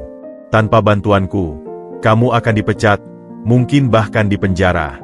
Mereka punya bukti kuat. Maka biarlah aku menghadapi konsekuensi dari sesuatu yang tidak aku lakukan, daripada hidup dalam kebohongan karena sesuatu yang memang aku lakukan, jawab Irfan dengan tegas. Sekarang, pergi. Atau aku akan telepon keamanan untuk melaporkan bahwa kamu mencoba menyuap dan memeras seorang karyawan yang ditangguhkan. Arif berdiri, wajahnya berkerut dengan kebencian dan kekagetan. Kamu akan menyesal, pemulung. Ini pilihan terburuk dalam hidupmu. Setelah Arif pergi dengan membanting pintu, Irfan berdiri di tengah ruangan, gemetar. Adrenalin perlahan surut, meninggalkan kehampaan dan ketakutan. Ia baru saja menolak tawaran yang bisa menyelamatkannya. Ia memilih jalan yang tampaknya lebih sulit, bahkan mungkin bunuh diri karir. Tapi di tengah ketakutan itu, ada secercah kelegaan yang aneh. Sebuah integritas yang hampir pecah, ternyata masih utuh. Ia tetap menjadi Irfan, anak Pak Kardi, yang memilih untuk tidak menjual jiwanya. Dengan tekad baru yang terbentuk dari kobaran api penolakan itu, Irfan mengambil ponselnya. Ia tidak menelepon pengacara. Ia tidak menelepon Pak Purnomo. Sebaliknya, ia menelpon satu-satunya orang di perusahaan yang ia rasa masih mungkin mendengarnya dengan adil, Bu Sari. Ia meninggalkan pesan suara, menjelaskan segala sesuatu tentang kunjungan Arif dan tawaran suapnya. Itu mungkin tidak akan membantu kasusnya, tetapi setidaknya, ia telah mencatatkan kebenaran. Lalu, ia duduk di depan laptopnya. Jika Arif mengatakan ID-nya masih aktif, mungkin ada sesuatu yang bisa ia lakukan. Ia bukan ahli IT, tetapi selama magang, ia belajar tentang sistem pelaporan. Ada saluran khusus untuk melaporkan pelanggaran etika, whistleblower system, yang dijamin kerahasiaannya. Mungkin itu jalan terakhirnya. Malam itu, dengan jari-jari yang dingin, Irfan mulai mengetik. Ia menceritakan semuanya secara detail, kronologis, dari awal persaingan dengan Arif, kecurigaan akan setup di gudang, hingga kunjungan dan tawaran suap hari ini. Ia mengirimkannya melalui sistem anonim, berdoa agar itu sampai ke tangan orang yang tepat. Setelah itu, ia merasa hampa. Ia telah melakukan semua yang bisa ia lakukan. Sekarang, nasibnya ada di tangan orang lain. Tapi satu hal yang ia tahu, meski ia jatuh, ia akan jatuh dengan berdiri tegak pada prinsipnya. Ujian kedua, godaan untuk menjadi bagian dari korupsi, telah ia lewati. Namun, pertempuran untuk membersihkan namanya dan memulihkan kepercayaan, baru saja memasuki babak yang lebih berbahaya. Pesan whistleblower dari Irfan, seperti yang ia duga, tidak serta-merta menghasilkan keadilan instan. Sebaliknya, ia seperti batu yang dilemparkan ke kolam yang sudah dikotori minyak. Ia hanya menciptakan riak kecil sebelum tenggelam, sementara minyak di permukaan tetap menyala api yang lebih besar. 2 hari setelah pengiriman laporan, badai yang sebenarnya menghantam. Irfan sedang berada di kos-kosannya yang baru, mencoba fokus membaca materi kuliah online ketika ponselnya berdering. Nomor tidak dikenal. Halo, dengan Irfan. Iya, betul. Ini dari Divisi Investigasi Internal Grup Artha Wisesa. Kami menerima dokumen dan perlu klarifikasi beberapa hal. Bisa datang ke kantor besok pagi pukul 9. Harapan kecil menyala di dada Irfan. Mungkin laporannya didengar. Tentu, saya bisa. Dan, untuk keperluan investigasi, kami juga perlu akses ke laptop dan ponsel pribadi Anda. Harap bawa besok. Kekhawatiran mulai merayap, tapi Irfan mengabaikannya. Ini prosedur standar, pikirnya. Keesokan harinya, di ruang rapat kecil yang sama di mana ia dituduh mencuri, suasana lebih tegang. Kali ini, hadir 3 orang. Seorang wanita dari HR dengan ekspresi dingin, seorang pria dari investigasi internal yang wajahnya seperti diukir dari batu, dan seorang lagi yang memperkenalkan diri sebagai konsultan hukum perusahaan. Kami telah menerima laporan anonim yang diduga dari Anda. Buka pria dari investigasi internal. Namanya Pak Wijaya, bukan Hendrik Wijaya, tapi kebetulan nama sama. Dalam laporan itu, Anda menuduh Mas Arif melakukan penyetupan, pemalsuan bukti, dan penawaran suap. Iya, Pak. Itu semua benar, jawab Irfan, mencoba terdengar percaya diri. Kami telah memeriksa klaim Anda. Dan kami juga telah menerima informasi baru dari pihak ketiga yang sangat merisaukan. Pak Wijaya menggeser sebuah tablet ke arah Irfan.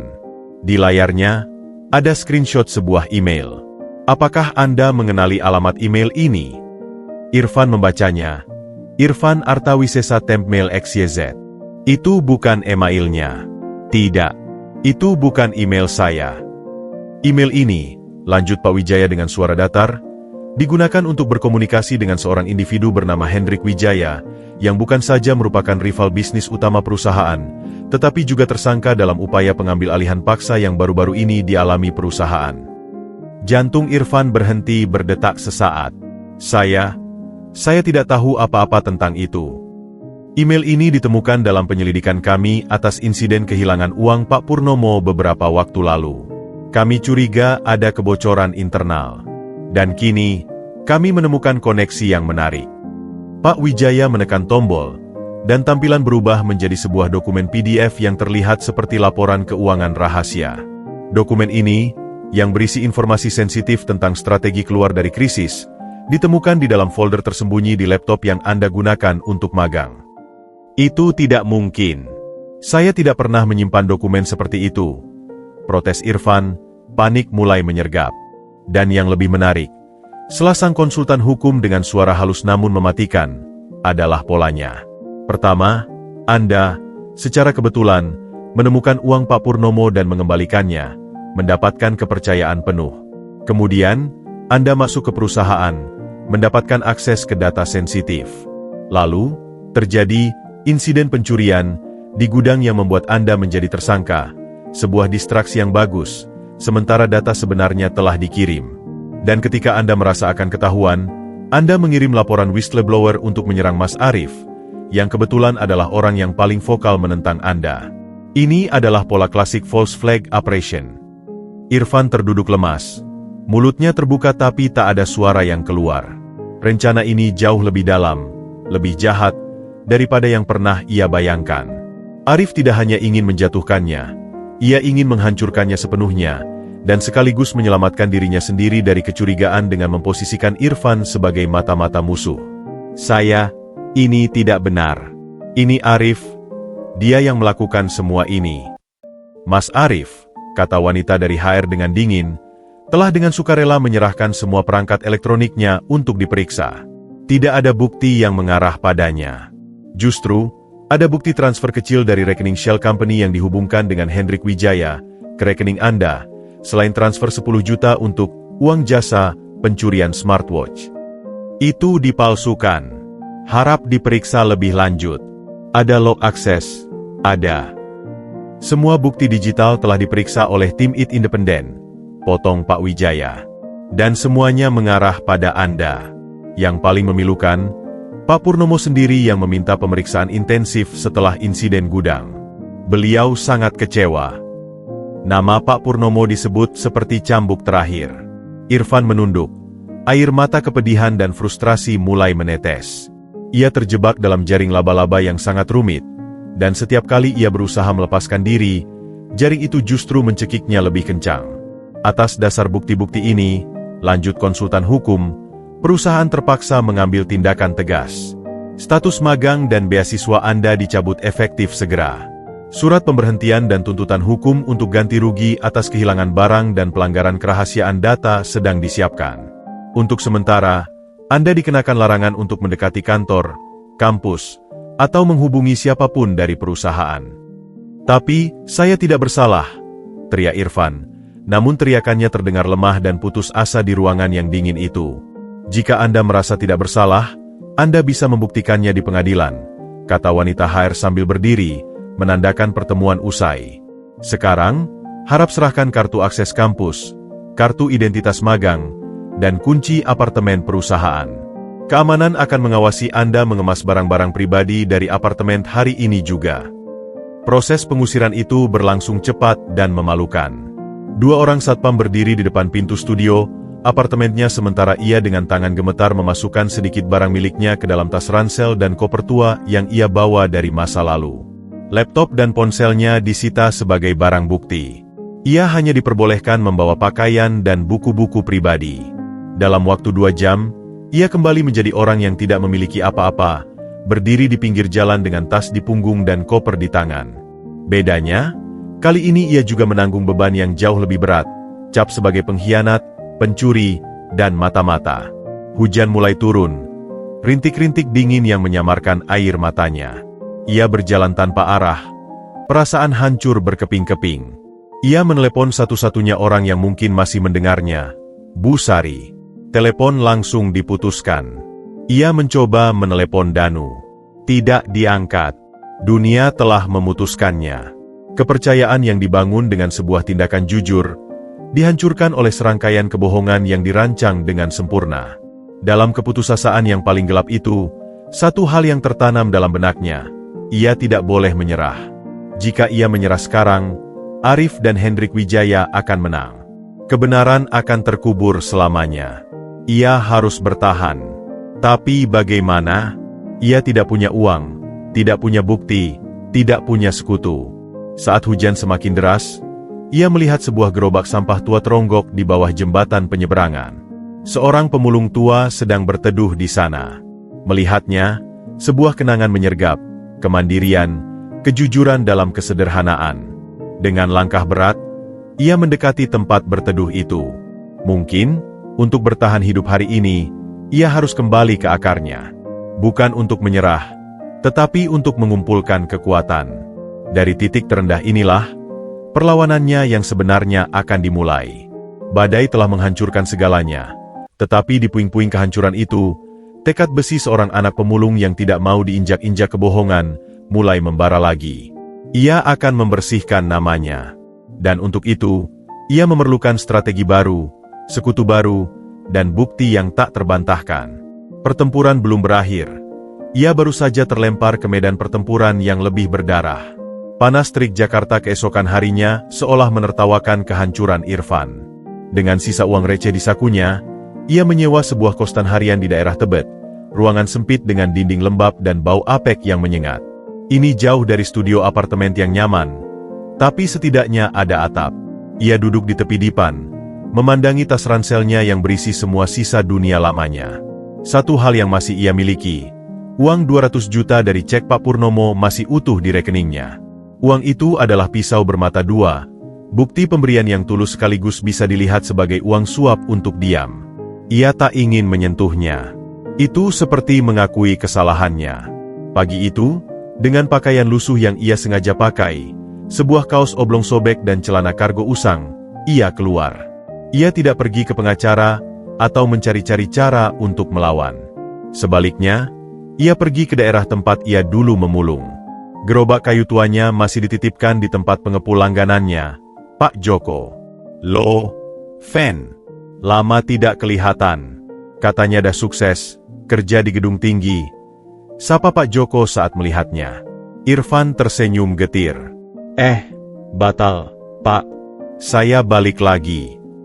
Pak Joko, pria berperawakan besar dengan hati emas, memandangnya tajam. Ia melihat kegelisahan dan kepedihan di mata Irfan.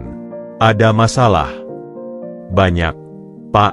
Tapi sekarang saya mau fokus cari makan dulu. Boleh saya pinjam gerobak lagi?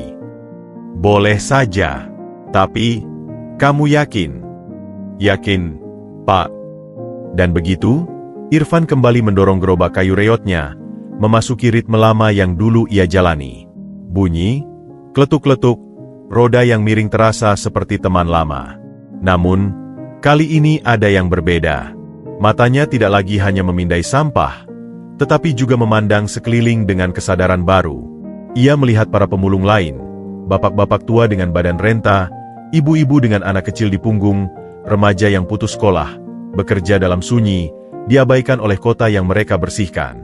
Di hari ketiga, ia melihat seorang pemulung tua, Pak Soleh, terjatuh di pinggir jalan karena kelelahan.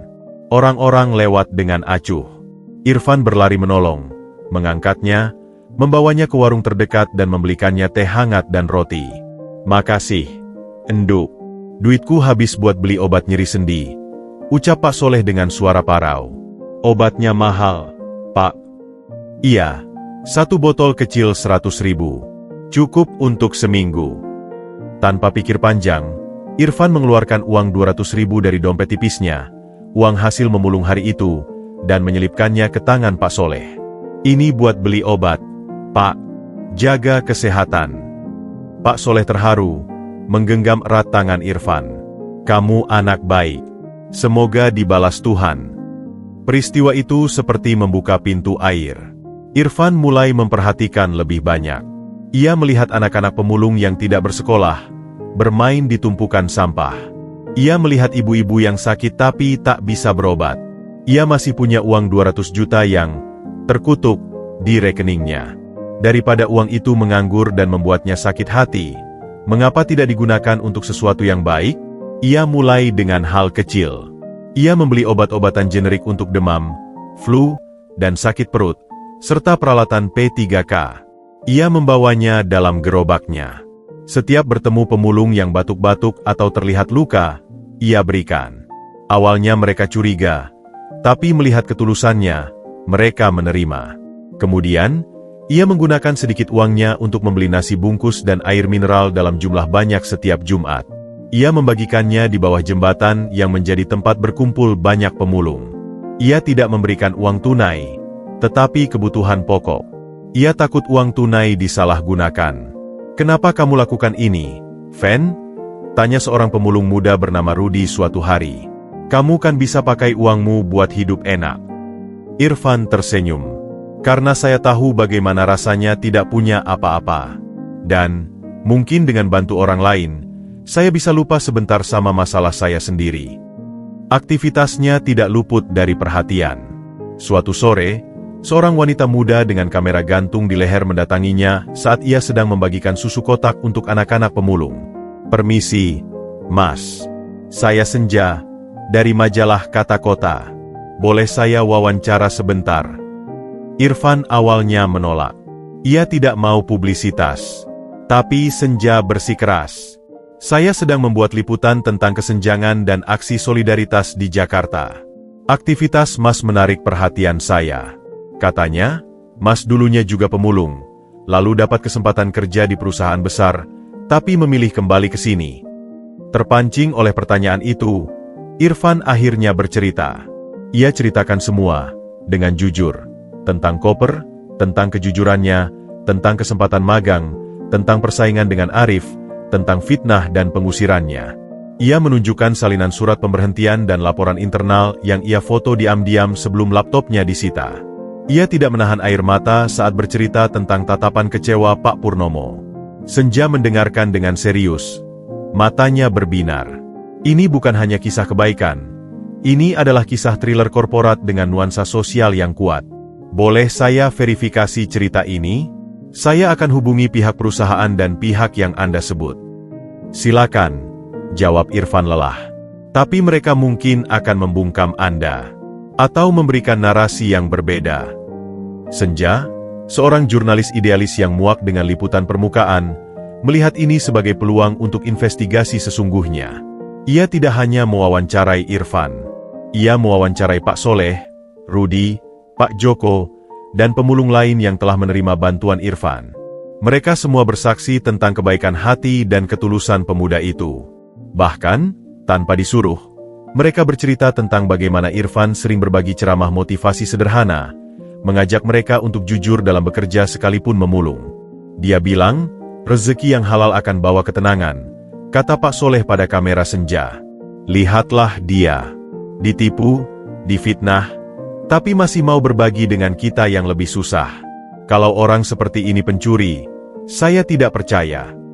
Senja juga memberanikan diri menghubungi pihak grup Arta Wisesa. Seperti diduga, humas perusahaan memberikan pernyataan singkat dan standar. Terkait mantan magang tersebut, perusahaan telah mengambil tindakan sesuai prosedur hukum dan internal atas pelanggaran serius yang dilakukan. Kami tidak dapat berkomentar lebih lanjut. Tapi Senja tidak berhenti. Ia menggunakan jaringan sumbernya untuk mencari tahu tentang Arif. Ia menemukan pola menarik, gaya hidup Arif yang jauh di atas gajinya, koneksi dengan beberapa vendor yang sering menang tender dadakan, dan desas-desus tentang kedekatannya dengan seorang konglomerat bermasalah, Hendrik Wijaya. Sementara itu, aksi sosial Irfan terus berjalan. Uang 200 juta perlahan-lahan terkikis untuk membeli lebih banyak obat, membiayai pengobatan darurat seorang ibu pemulung yang sakit tipus, dan membeli seragam serta perlengkapan sekolah untuk anak-anak pemulung yang ia daftarkan ke sekolah non-formal. Ia sendiri hidup sangat sederhana, makan seadanya, tidur di kosan harian. Setiap sen yang keluar dari rekeningnya memberikan kepuasan batin yang tak ternilai, sebuah penebusan dan pembuktian pada dirinya sendiri bahwa uang itu bisa menjadi alat kebaikan. 2 minggu setelah liputan Senja dimulai, artikel pertama terbit di majalah Kata Kota dengan judul provokatif, "Dari Koper Emas ke Gerobak Sampah, Kisah Pemuda Difitnah yang Memilih Berbagi di Tengah Keterpurukan." Artikel itu dilengkapi foto-foto kuat. Irfan membagikan nasi, anak-anak pemulung tersenyum memakai seragam baru, dan foto close-up mata Irfan yang penuh tekad di tengah tumpukan sampah. Artikel itu menjadi viral. Bukan hanya karena kisah dramatisnya, tetapi karena kontras yang tajam.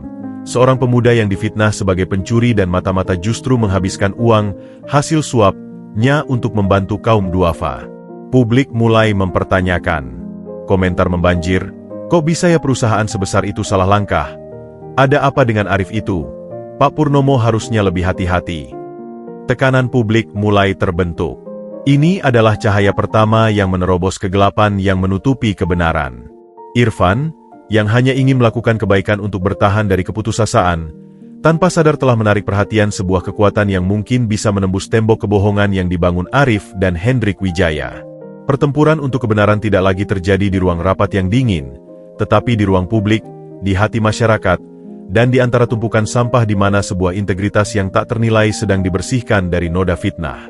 Babak baru dalam perjuangan Irfan telah dimulai, dan kali ini, ia tidak sendirian. Artikel Senja di Kata Kota bagai batu yang dilemparkan ke kolam yang tenang, menciptakan riak yang meluas menjadi gelombang tekanan publik. Tak butuh waktu lama bagi media online dan televisi nasional untuk meliput kisah Irfan. Pemuda pemulung versus konglomerat serakah, menjadi narasi yang menarik perhatian massal. Publik memihak pada underdog, pada kisah ketulusan yang dikhianati. Tekanan ini membuat Dewan Direksi Grup Arta Wisesa, yang sebagian besar tidak tahu detail internal kasus ini, mulai bertanya-tanya. Mereka meminta laporan lengkap dari divisi internal dan konsultan hukum. Di tengah sorotan media, semua dokumen dan bukti yang menjerat Irfan mulai diperiksa ulang dengan kaca pembesar yang jauh lebih teliti. Pak Purnomo sendiri, sejak pengusiran Irfan, diliputi kegelisahan yang dalam. Naluri bisnisnya yang tajam berkata ada yang tidak beres dengan seluruh skenario itu. Tatapan jujur Irfan saat mengembalikan koper itu tidak bisa ia lupakan. Tapi bukti-bukti digital begitu meyakinkan. Artikel Senja, dan terutama testimoni para pemulung yang diwawancarai, membuat keraguannya menggumpal menjadi keyakinan. Ia telah membuat kesalahan besar. Diam-diam, tanpa sepengetahuan Arif atau tim investigasi internal yang mungkin sudah dikompromikan, Pak Purnomo mengontak seorang konsultan IT forensik independen kenalannya yang terkenal tak tersuap. Ia memberikan akses penuh pada semua log sistem, catatan keuangan, dan data digital terkait kasus itu. Cari kebenarannya, apapun itu, perintahnya. Sementara itu, investigasi paralel yang dilakukan Senja membuahkan hasil yang mencengangkan. Sebuah sumber rahasia di dalam perusahaan, seorang staf admin yang muak dengan kelakuan Arif, memberikan petunjuk penting. Ada sebuah rekaman. Pada malam sebelum penemuan bukti transfer ke rekening Irfan, kamera keamanan di lantai IT menangkap Arif masuk ke ruang server larut malam bersama Indra, staf IT yang punya masalah utang. Rekaman itu seharusnya dihapus, tetapi staf admin itu menyimpan salinannya sebagai jaminan. Senja memberikan rekaman itu kepada polisi, yang kini mulai tertarik karena potensi pidana pemalsuan bukti dan penghambatan proses hukum. Penyidik dari unit cybercrime dilibatkan. Di sisi lain, konsultan IT forensik Pak Purnomo menemukan kejanggalan yang fatal. Log akses kartu Irfan ke gudang pada jam malam ternyata berasal dari pembacaan card reader di pintu tertentu yang, berdasarkan log lainnya, pada jam yang sama sedang dalam masa perbaikan dan tak aktif. Mustahil ada pembacaan. Itu adalah log yang disuntikan secara manual ke dalam sistem. Jejak penyuntikan itu menuju ke terminal komputer milik Indra. Yang lebih membongkar segalanya adalah audit transfer bank. Transfer 10 juta ke rekening Irfan dan transfer dari Shell Company Hendrik Wijaya ternyata berasal dari jaringan IP yang sama, yaitu dari sebuah warnet dekat rumah Indra. Dan uangnya bisa dilacak berasal dari pencairan dana proyek fiktif yang ditandatangani oleh Arif. Dinding kebohongan itu mulai retak, lalu runtuh dengan cepat. Polisi bergerak. Dalam sebuah penggerebekan terkoordinasi, Arif, Reno, kepala gudang, dan Indra diamankan untuk dimintai keterangan. Di bawah tekanan, Indra yang rapuh mentalnya langsung patah. Ia mengakui segalanya. Pemalsuan log akses, penyuntikan data transfer, perintah dari Arif, dan tekanan utang yang membuatnya tak punya pilihan. Reno juga mengaku memindahkan smartwatch atas perintah Arif. Arif mulanya bersikeras pada kebohongannya, tetapi ketika dihadapkan pada rekaman, jejak digital, dan pengakuan kedua rekannya, pertahanannya ambrol. Dalam keterangan yang berbelit, ia akhirnya mengaku bahwa motifnya adalah rasa iri dan ancaman yang dirasakannya terhadap posisinya di perusahaan. Ia juga mengungkap tekanan dan janji imbalan dari Hendrik Wijaya, yang ingin menjatuhkan Pak Purnomo dengan cara apapun, termasuk dengan menanam agen yang kemudian difitnah. Kebenaran yang pahit itu akhirnya terungkap sepenuhnya. Irfan tidak hanya dibersihkan dari semua tuduhan, tetapi terungkap sebagai korban konspirasi yang rumit dan keji. Pertemuan itu terjadi di ruang kerja Pak Purnomo, dengan pemandangan Jakarta yang sama megahnya. Namun suasana kali ini berbeda. Irfan, yang hadir dengan baju sederhana namun bersih, duduk berhadapan dengan Pak Purnomo. Di antara mereka ada secangkir teh yang mengepul dan keheningan yang dalam. Pak Purnomo adalah orang pertama yang memecah kesunyian. Irfan, suaranya berat, penuh penyesalan yang tulus. Saya tidak punya kata-kata yang cukup untuk meminta maaf. Saya telah gagal melihat kebenaran. Saya mempercayai sistem yang ternyata sudah dicemari, dan mengabaikan naluri saya tentang siapa kamu sebenarnya. Saya telah menyebabkan kamu penderitaan yang sangat besar. Maafkan saya. Air mata menggenang di mata Irfan. Ini bukan air mata sedih, tapi kelegaan yang sangat mendalam. Pengakuan dari orang yang ia hormati ini lebih berharga daripada apapun. Tidak apa, Pak. Saya juga mengerti tekanan yang Bapak hadapi. Yang penting, kebenaran akhirnya menang. Kebenaran menang karena kamu tidak pernah berhenti menjadi benar, bahkan di titik terendah sekalipun, balas Pak Purnomo dengan kagum. Apa yang kamu lakukan, membantu mereka yang lebih lemah dengan uang yang sebenarnya bisa kamu gunakan untuk membela diri, itu luar biasa. Itu menunjukkan siapa kamu sebenarnya. Pak Purnomo kemudian mengeluarkan sebuah dokumen baru. Perusahaan, dan saya pribadi, berutang besar padamu. Selain permintaan maaf resmi dan pencabutan semua surat teguran serta pemberhentian, kami ingin memperbaiki kesalahan ini. Dia menjelaskan penawaran baru. Irfan akan kembali dengan posisi yang lebih tinggi, asisten direktur untuk CSR dan audit internal, dengan wewenang khusus untuk memastikan praktik etis di seluruh perusahaan. Beasiswa kuliahnya akan dilanjutkan, dengan dukungan penuh. Dan, sebagai kompensasi, ia akan menerima sejumlah saham perusahaan. Tapi lebih dari itu, lanjut Pak Purnomo, matanya berbinar dengan ide baru. Saya ingin kamu mengepalai sebuah yayasan sosial milik perusahaan, fokus pada pemberdayaan pemulung dan masyarakat marginal. Ceritamu dan aksimu telah menunjukkan jalan. Kamu yang paling mengerti. Irfan terdiam, memproses semuanya. Ini lebih dari yang ia bayangkan. Bukan tentang kekayaan atau jabatan, tapi tentang kesempatan untuk membuat perubahan nyata, dengan platform yang jauh lebih besar. Saya menerima, Pak, jawab Irfan akhirnya, dengan senyum pertama yang tulus dalam waktu lama. Tapi dengan satu syarat, program pemberdayaan itu harus benar-benar dari akar, melibatkan mereka yang kita bantu. Bukan sekadar charity. Sepakat, kata Pak Purnomo, berjabat tangan erat dengan Irfan. Itulah mengapa kamu yang akan memimpinnya. Beberapa bulan kemudian, di sebuah acara peluncuran Yayasan Bumi Lestari, yang dihadiri media dan banyak pihak, Irfan berdiri di atas panggung. Ia tidak lagi mengenakan pakaian lusuh, tapi juga tidak mengenakan setelan yang terlalu megah. Ia tampak percaya diri, dengan pancaran ketenangan yang berasal dari keyakinan yang telah diuji api. Banyak yang bertanya, mengapa saya memilih untuk kembali dan fokus pada pemberdayaan, ujarnya di depan hadirin. Karena saya belajar bahwa kebenaran dan kebaikan bukanlah barang yang pasif. Ia harus diperjuangkan, dan ketika menang, ia harus digunakan untuk mengangkat mereka yang masih terjebak dalam kegelapan yang sama. Saya bukan lagi sekadar pemulung yang menemukan koper, atau magang yang difitnah. Saya adalah bagian dari sebuah ekosistem yang harus saling menguatkan. Di antara hadirin, ia melihat Pak Soleh, Rudi, dan beberapa teman pemulung lainnya, duduk dengan pakaian terbaik mereka, tersenyum bangga. Ia melihat Pak Purnomo yang mengangguk penuh dukungan. Ia bahkan melihat Senja, si jurnalis, yang memberikan thumbs up. Hidupnya telah berubah selamanya, bukan lagi oleh sebuah temuan kebetulan, tetapi oleh serangkaian pilihan, untuk jujur, untuk tidak patah, untuk berbagi, dan untuk memaafkan. Koper perak itu hanyalah awal. Perjalanan sejati adalah tentang apa yang ia lakukan setelahnya. Membangun kembali dari puing-puing, bukan hanya hidupnya sendiri, tetapi juga harapan bagi banyak orang lain yang tak terlihat di pinggiran kota. Dan disinilah, kisahnya yang baru benar-benar dimulai.